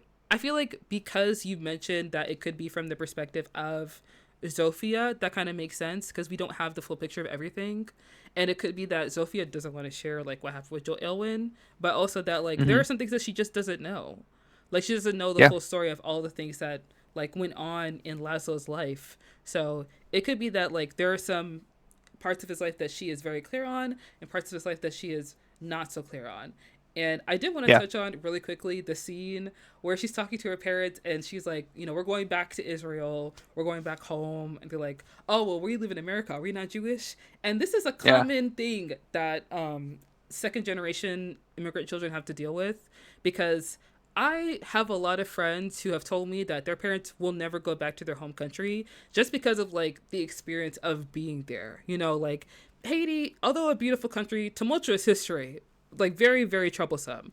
And a lot of our parents went through like dictatorships, famine, natural disasters. So obviously coming to America when, in Haiti, everyone's black. Like there are some people who are light skinned, but everyone's black. You come to America, black people are not treated very well. So now you're like, so now I'm not treated well because of my skin color and I can't speak this language. So you have two struggles that you have to deal with. So overcoming these kind of obstacles to assimilate to this country, you do all this hard work. You don't really want to go back to what you ran away from because nothing has really changed. Arguably, it has gotten worse.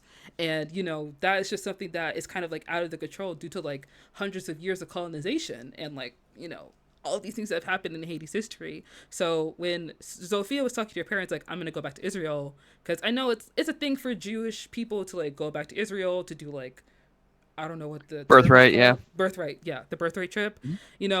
When she's talking about that, I'm like, oh yeah, that's just part of the thing that they do. And they were very defensive over it. And I can understand why they were defensive, because if you work so hard to come to this country and to make a home for your children to be here, because it was the parents' dream to live here, and now the kids are here, and it's like, I don't belong here.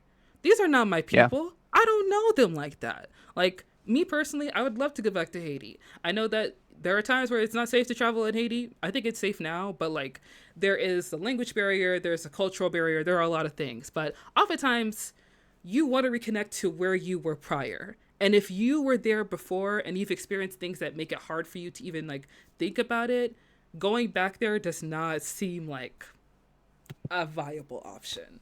So when that scene happened, I was like, damn, that's so real. That's so real.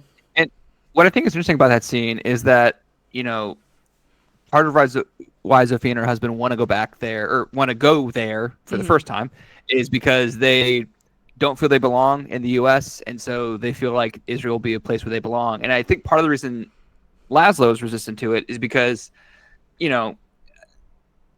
I don't want to get into like the geopolitical history of Israel, but like Israel was founded as a nation post World War II. Yeah. From some perspectives, you might say for like the Western nations to like just have a place to put the Jewish people, and like you may read different things into that, but like Laszlo seems to think that's like people telling him that's where you go over there because that's where you belong. And he's like, no, I came here. I've made a life here. Yeah. I belong here. I don't need to go over there where you tell me I belong. I belong here. Mm-hmm. And I thought that was an interesting dynamic between him and Zofia. And but I guess I want to ask you, do you think that this is like a successful immigrant movie about like what the immigrant experience is like? I think you have to define success because a lot of people have different feelings, especially towards like the ending and what happened to Laszlo.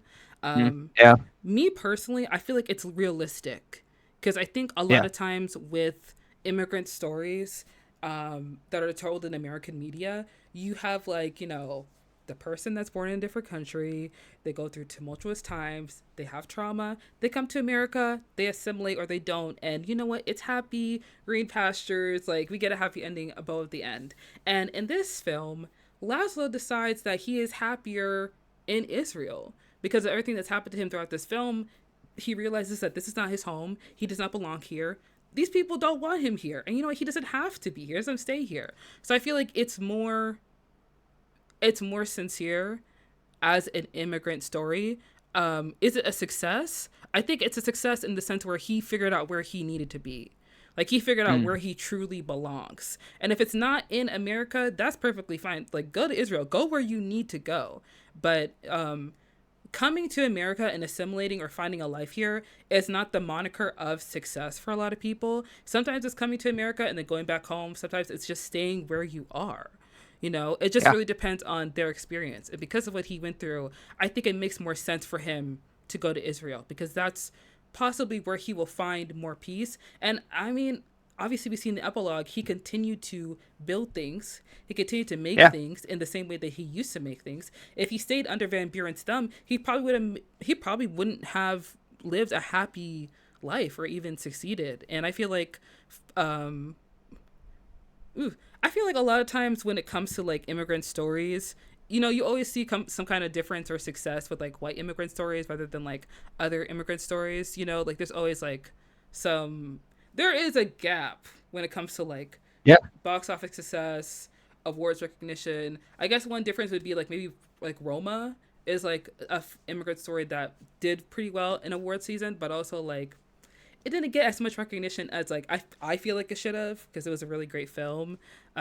Personally, I love The Brutalist because I love seeing any kind of movie because I know a lot of people from Haiti who like have degrees, who are doctors, who are chefs. You come to America, you have to become a janitor. You have to work in a cafeteria. You have to, you have to do what you have to do to get the money that you can to like get where you're going. You know what I mean? Yeah. And Laszlo is lucky to have been able to continue to work his job and hold on to his dream. And if his dream was better achieved in Israel, then that's a better success than having to stay in America. Because there are some American directors and writers who like write these immigrant stories and they want these people to stay in America because land the free, home of the brave. You know what I'm saying? But Baby Girl is not always like that. Not for everybody. So I feel like this movie's a lot more realistic. And I think it's great. I think it's a really good movie, and I'm glad it's like I'm just gonna clean up with the Oscars, but I think it's gonna do pretty well, and I'm pretty excited for it. I think it's a good one. Yeah, do you think it's like one of the greats? It's a movie that's 3.5 hours long and it has an intermission. And it's like clearly trying to be like a great American epic. Do you think it's a great American epic? I agree with you in saying that it is trying to be great American epic because like whenever I hear that something's shot on film, I'm like, yo, oh, let me put my not just on film, not just on film in this division. Oh, this division. Oh, this division. I watched so many videos about like the cinematography, the directorial choices, like all that went into like procuring the film and the 7-year production process of making this movie. And I mean, I feel like 7 years to have like this kind of film is well worth it. I do think that it will be a great American epic, but that depends on the times and what people think. Because a lot of times, no, I agree. Yeah. A lot of American classics, they have to paint America as the desirable outcome. This movie does not do that. It's a great American epic about the American dream, but it's not in favor of America. So I don't know if it's going to be seen as an American classic, It doesn't hold up like you have to show America as the desirable option out of the two, in a way. Like Van Buren has to die and Laszlo stays in America for it to be an American classic, but that's not for me to decide. That's for history to decide. That's not for us. That's right. Yeah. Yeah. What did you think about, I guess, have you watched Courbet's other films like Vox Lux and what was the other movie he did? Uh, Children of Leaders of Yeah, Children of Leaders, something like that. Children of Yeah, I don't Leaders. remember the exact title, but something like that. Mm-hmm. No, I have not. This is the first Brady Corbet movie I've seen. I meant to see Vox Lux when they came Mm-hmm. out. I remember some people seemed to like that, other people did not like that. Yeah. Um, I think that's also pretty intense. Natalie Portman stars in that one. Um, I kind of want to check that out now that I've seen the Brutalist, but at the same time, like part of the reason the Brutalist is what it is because he had like a bad time making Vox Lux and felt that producers in the studio kind of came in and mucked with his vision. Yeah. And kind of the whole point of the Brutalist is that he didn't have final cut on Vox Lux, and so he doesn't stand by that one as much. Mm-hmm. But I'm still interested in checking it out. Have you seen Vox Lux? I have seen Vox Lux, and I do have to agree that like he was right. Studios did kind of step into that I see. film a bit because I think it's the second Natalie Portman film that I've seen where the marketing is different from the film because Annihilation, they kept trying to market it like it's like all women's science team, like it's Ghostbusters in a way, but it's not that. It's like a very sad science movie about like loss, Drama. great, yeah, Yeah. drama, Yeah. and then Vox Lux is like, oh, Natalie Portman is like Lady Gaga, and it's not that. Uh, It's a movie about capitalism and like how we use celebrities and musicians as like tools to like sell things, like how isn't there they're a not. school shooting Is there a school shooting? in, What? in Vox Lux, or am I thinking of something else? I'm sorry, I'm thinking of something else. Sorry, never mind. Oh my gosh. It's been a Never while mind. since I watched the movie when it came out, so I really can't say it's been a while, but like from what I remember, it's a little bit like, I mean, it's kind of like Black Swan in a way where it's like artists are like sacrificing themselves for their artistic vision, but like no one really cares. Just do the work, get on the stage, and then get off. Like that's all that there is to it. It's about like an artist giving her all to something, and then like people being like, "Oh, this sucked. Oh, this was cheap. Oh, this was lazy. Like, oh, I hate this song." Like it's like that. Yeah. There is a school shooting in Vox Lux. She's a school shooter survivor, and then she Oh, becomes a pop star. That's the premise of Vox Lux. That's what I was thinking of. So I wasn't too far off base. So yes, man. so that also Now, might be about trauma and pain potentially. yeah. Although I haven't seen it yet, so who knows? Okay. Yeah, I do need to rewatch the movie then. Yeah. I'll check it out. Well, I guess I'll check it out. You're kind of like half recommending it. I would recommend the movie. I would watch it. Okay. I feel Okay. Okay. any Okay. movie that Natalie Portman is in, I trust it. You know. Yeah, she's great. Yeah. Yeah, she's awesome. Yeah. But I want to get your opinion on like I guess still Corbet as a director. Like what did you think of the film? What kind of directions do you feel like he did very well in terms of like the cinematography, the writing, and like the acting choices that obviously Adrien and then Guy Pearce and Felicity Jones had inspired by their character arcs? I think it's a pretty marvelously directed movie. Mm-hmm. Like we've been talking about, there's like a lot of vision here. The decision to shoot it in VistaVision, it's the first movie shot in VistaVision since like the 60s, I want to Yeah, say. it's So been it's a like while. he's basically reviving a dead technology. And I heard the reason for that was because the movie takes place in the 50s, so he wanted a format that was invented in the 50s Yeah. to give it that kind of feel. So like there's a lot of choices being made, and some of the staging in some of the cinematography is just like absolutely breathtaking. Mm-hmm. And like, yes, that's the work of the cinematographer, but it's also just like the vision of the director to have that Statue of Liberty sequence that everyone loves from the opening. And even like the title cards are kind of unique, like the design of the title cards, both for Yeah. the introducing part one and part two, but also like the opening credits and the end credits are like very unique and very stylized. And Mm-hmm. um, I'm assuming that's both the work of the graphic designer who designed those titles, but also input from the director, I imagine.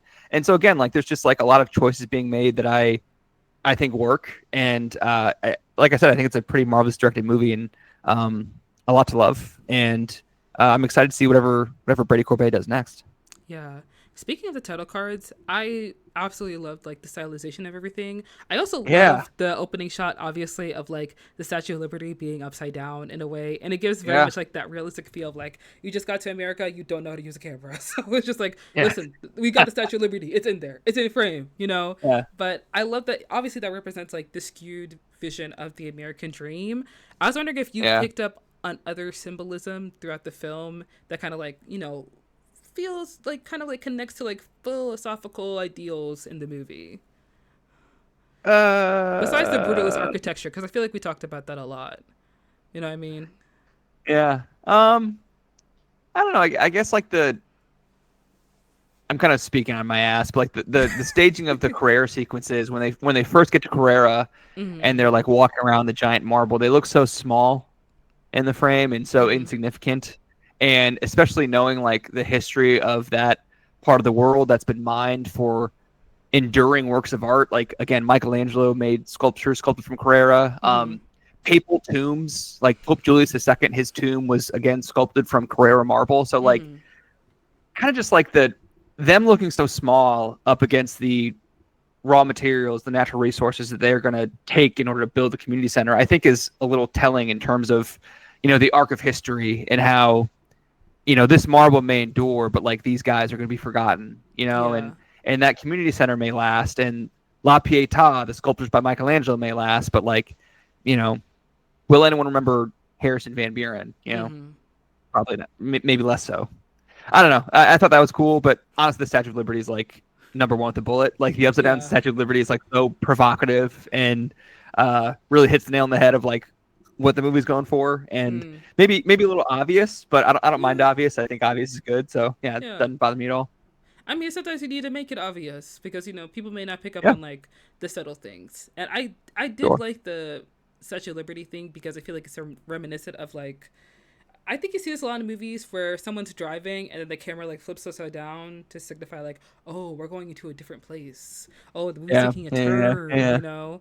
yeah. And I do like the Carrera metaphor you brought up because Harrison Van Buren, he thinks of himself very highly. And he is going to like get this Italian marble because he obviously knows the significance of it and he knows what's been used for it before. So he is trying to align himself with the other artwork of arts that have used this Carrera marble. And sir, you're not that. You're a rich American. Like that's just kind of it. Like you're only here for your money, but like everything else about you is going to fade away at the end of the day. Like he's trying Yeah. to align himself with the greats, but you're not that great.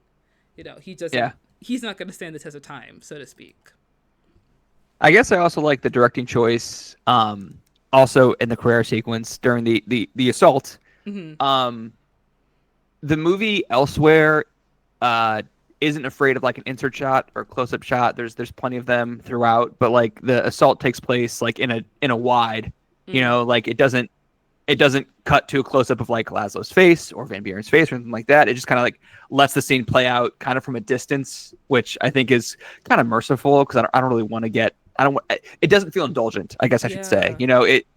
It is more clinical, and I think that just the fact that that happens is again kind of like not subtle at all. It's kind of like a tack hammer hitting you over the head with a metaphor, but like I'm kind of glad they at least shoot it in a way that doesn't feel as indulgent, I guess. Mm-hmm. I have to agree with you because I think that whenever movies do include scenes of like sexual assault, it is done in a way where it's for shock value or it's for like, Yeah. it's for the plot, you know what I mean? But there's something thoughtful behind it. And I think one thing I do like about the Brutalist the most is that I have no idea what's going to happen next. Like Fair. Yeah. when Yeah. Yeah. Zofia started talking, I was like, oh, so we speak You're now. talking now. Okay. Yeah. When he pulls out the heroin from under the sink, I'm like, oh, so we're still on that. Oh, Yeah. okay. So when the scene happens in the cave with Harrison and Laszlo, it's definitely very visceral, but it's not something that's I feel like it doesn't make sense because Yeah. this is who Harrison is. It Not it's like we knew absolutely that, like but it's completely revealing who the character's been all along, and kind of like revealing what this relationship has been all along. mm-hmm, And like you said, it's visceral. Like the events happening are visceral, but it's not really shot viscerally, mm-hmm, which I think is helpful. It's more palatable.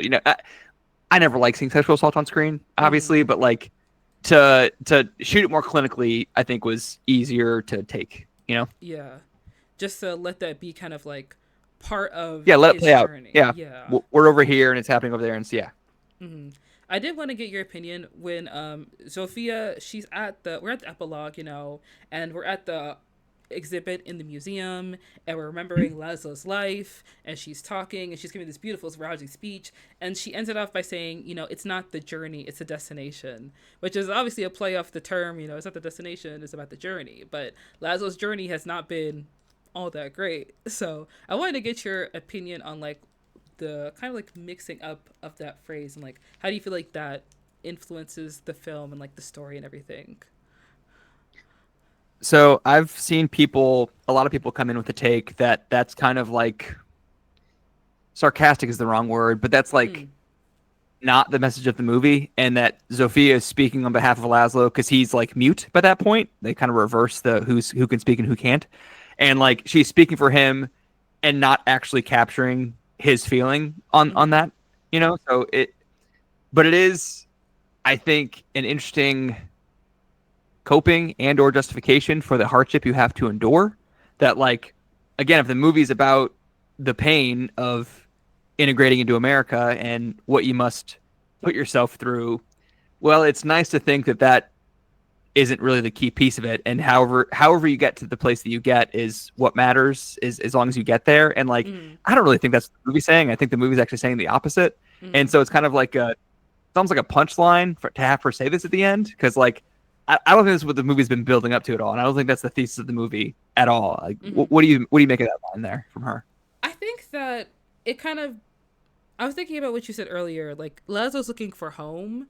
And then I think about how like he was addicted to heroin, like for most of the movie, and how, Laszlo, he's born in Hungary. He's lived there his whole life. He's an architect.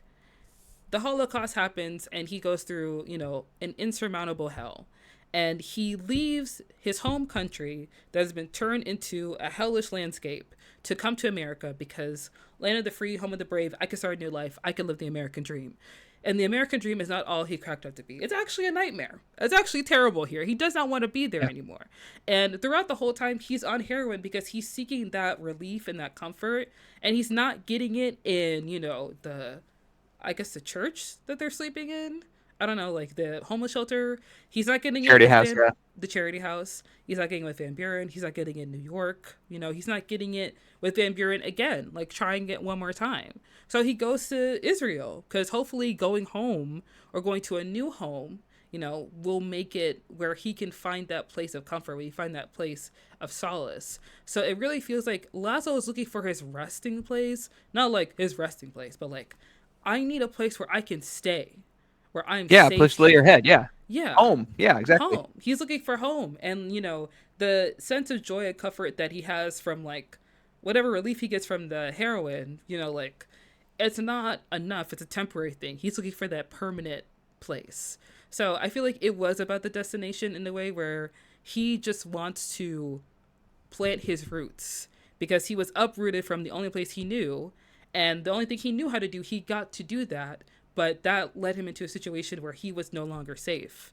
So now he has to kind of give up this dream to at least be somewhere where he can be fine with family, and hopefully find that peace. That's what I was thinking. I think it's cogent read. That's good. Also, I did not bring this up, but like there was that one scene where he got high with his wife and they did like a 3-minute euphoria like sex scene. And I was just like, now, Mr. Corbet, I have had to almost see Adrien Brody's dick. This is, we're doing. I think you kind of do see it, actually. Yeah. I think you do see it. Yeah, for the most part in that brothel scene. Yeah. I'm not gonna lie. I was just kind of like, oh my gosh. Now, I know y'all are okay with seeing titties on screen, but this may be a little too much. Like, we may have to hold back a little bit, but that's a lot. Art house, independent cinema, y'all do what you want. That's okay. But right. Do you have any final thoughts about The Brutalist? I think it's pretty great, man. Like I suppose, like we were saying before, like whether it's an all-time, it's clearly trying to be like a American epic from the 50s and 60s. And so will it be mentioned in the same breath as whatever the Ten Commandments and Ben-Hur and Lawrence of Arabia? I don't know, maybe not, but I think it's pretty great. Like that's all I can really say for now. Now that because we're so close to it, it's hard to talk about it in like a larger sense. But I think it's pretty great, and I I think that whether or not they succeeded in making like this big American epic, I appreciate the swing. I'm glad someone was trying to make a big American epic, and yeah. So whether or not it hits entirely, I think it mostly hits, and I think I really recommend it. I think it's great. Yeah. I also recommend it too because when I first saw that the runtime is 3.5 hours long, I was like, oh God. I was like, cringing a bit because whenever someone recommends a movie to me and it's like art house, independent, big name director, I'm like, okay, I guess I'll give it a try, and usually I end up liking it, but it's not like in a way where it's like, I mean, it was a good movie. I see why you liked it. That's literally all I say. It's like, I see why you liked it. I had a good time. But with The Brutalist, I actually love this movie. Like, this is a movie I would want to try to show other people. I know it's long, and like, I'm so happy there was an actual intermission.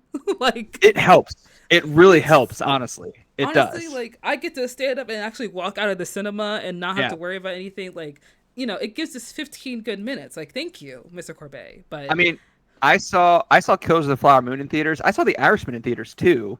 Really? And like those are both 10, 15 minutes shorter than this without an intermission. And like that's a tough sit. You got to really plan your day around your water intake to not have to get up and go to the bathroom during these and that kind of thing. But also like I don't think it really feels that long. Like it's 3:35, but like I saw other movies this year that are like 2 hours 20 minutes that felt a lot longer than this feels, even though this is an hour 15 longer than those ones, So also, when you have a movie that's long, you need to know what story you're going to tell. You need to know what you're going to say, what's going to happen. You have to have the pacing down, and also like, please, oh my gosh, make something happen. Like in the very start of the film, we're getting trying to get to America, all this stuff happening. I'm not gonna lie, I actually didn't see the first start of the movie because the screen in my movie theater was not working for the first 5 minutes. So all I got was sounds. Like literally it shows us Zofia and then it went black. And I was like, is this part of the movie?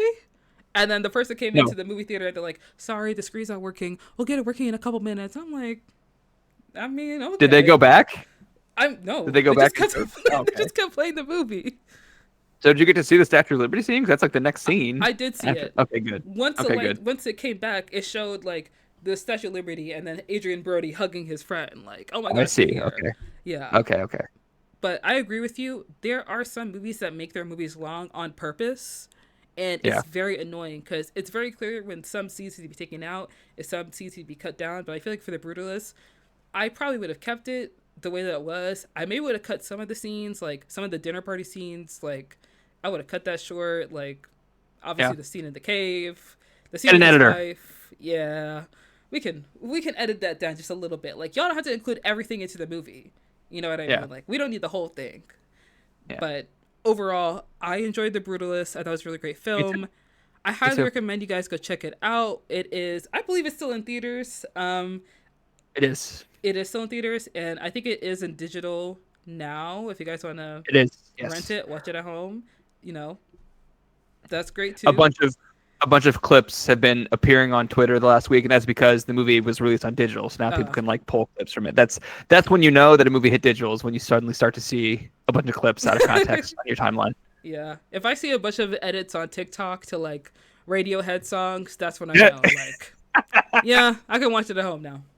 Yeah. So, guys, thank you so much for listening. We're going to wrap up the pod with Watchlist, which is our last segment of the podcast where we talk about movies and TV shows that we are, going to be watching soon or excited to watch. One movie that I am excited to watch is Monkey Man because it keeps showing up on my Twitter. Everyone keeps talking about this movie, but I had no idea this movie was coming out. But I watched the trailer for it, and it seems interesting. It's not showing anywhere near me, so I think I have to watch it at home, but I'm gonna check it out. I'm gonna see what I think about it. I'm very curious as to how this movie was like made, like how this came to be. Wait, no, not Monkey Man. I already saw Monkey Man. I think it's called The Monkey. Is that what you're talking about? No, it's not The Monkey. It's Better Man.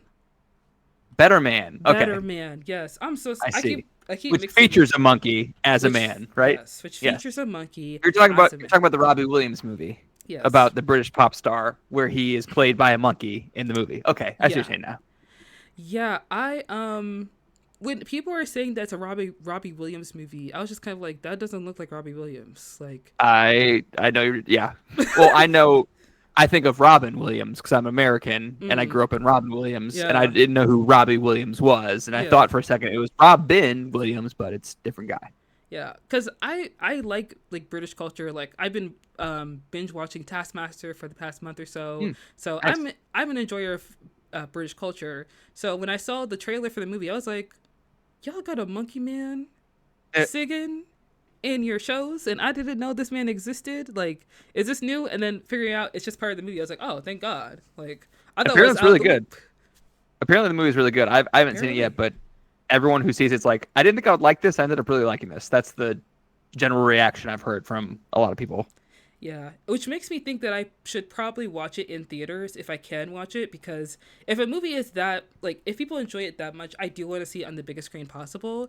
And it pisses me off whenever I hear about a movie that comes out and people like it and then I have to go see it, like, at home, because, like, do I have a big monitor in my room? Yes, but, like, it's not the same thing as sitting in a movie theater, where the No, seats never. recline. Yeah, Some things should yeah, be yeah, experienced in a movie theater, for sure. nowhere else. And then I also want to see Kneecap, which is Hmm. another, I think, European film that came out. I Is it remember when this, Irish? I think. I don't know, but I Keep heard talking. I'll look it up. I heard about it around like Sundance when people were when it I think it premiered at Sundance or maybe like TIFF. I'm not sure exactly when, but one of the independent film festivals, people were talking about it, and I watched the trailer and I was like, oh, this looks cool. This is interesting. I want to see it, but once again, never really got around to watching it. So that is on my watch list. I will be watching those two movies fairly soon. Fantastic. Yes. Uh, I am looking forward in the coming weeks to a few movies coming out in theaters that have been on my radar for a while. Number one, Mickey 17, Yes. which Oh my is god. Oh my god. uh, Finally. Bong Joon-ho's follow-up to Parasite that's been like long gestating. It was supposed to Ooh. come out like, was it supposed to come out like over a year ago? I know they I moved the release date like 3 or 4 separate times. yeah. And so it's finally coming out, I think, in the next couple of weeks, starring Mm. Robert Pattinson. It's coming out. Um, I think it March 17th. that sounds right. I don't know if that's a Friday, but that sounds right.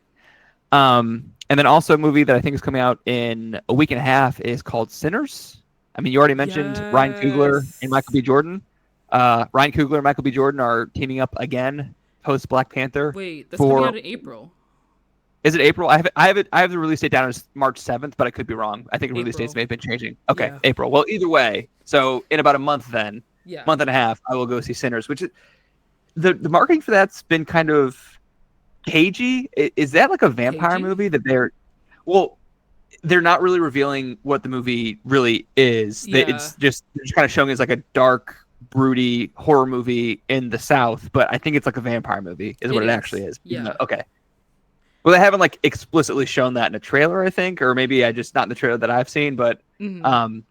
I mean, Ryan Coogler, I'm in regardless, and Yeah. Michael B. Jordan, I'm in regardless. So that's I'm excited for that. Yeah. I think there was a new trailer I saw when I went to go see One of Them Days.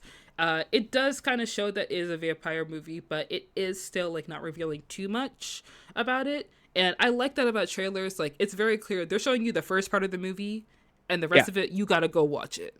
right. Because they didn't do that with Companion. Like in Companion, they showed the whole movie and the Yeah. trailer, and the same day it came out of theaters, they put it on digital. The same That day. was I don't know if it was the same day, but it was like maybe 10 days or something like that. That it was like on digital. So like, open the theatrical window, please. Like I know people Please. want to watch movies at home, but like I like watching movies in theaters, and you are killing the Please. business by doing this. So I want to recline in an AMC and buy popcorn for $15. All right? exactly. Well, I have AMC A list, man. I can see 3 movies a week for free, 4 movies a week for free now, and I gotta go get my money's worth. So I need good movies in theaters to go see.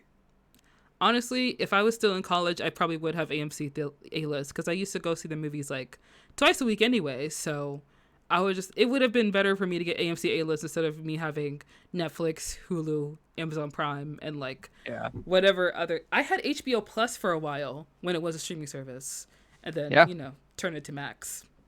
Yeah. I don't pay for that anymore. But Yeah. you know what, guys? Thank you so much for listening. Josh, thank you so much for coming back on the pod. Where can people Thank you for find having me. you?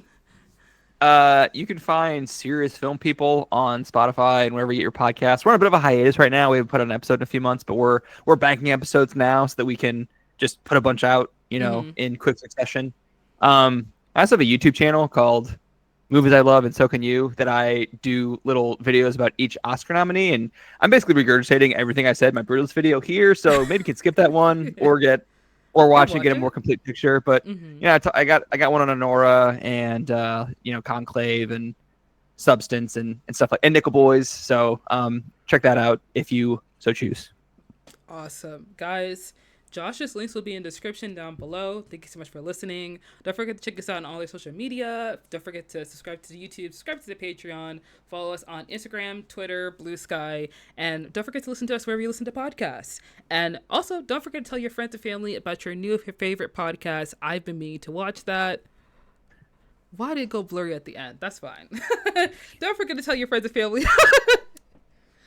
Don't forget to tell your friends and family about your new favorite podcast. I've been meaning to watch that. My name is Monica. I'll see you guys next week with a new pod, new guests, new topic like we do every single week. Goodbye.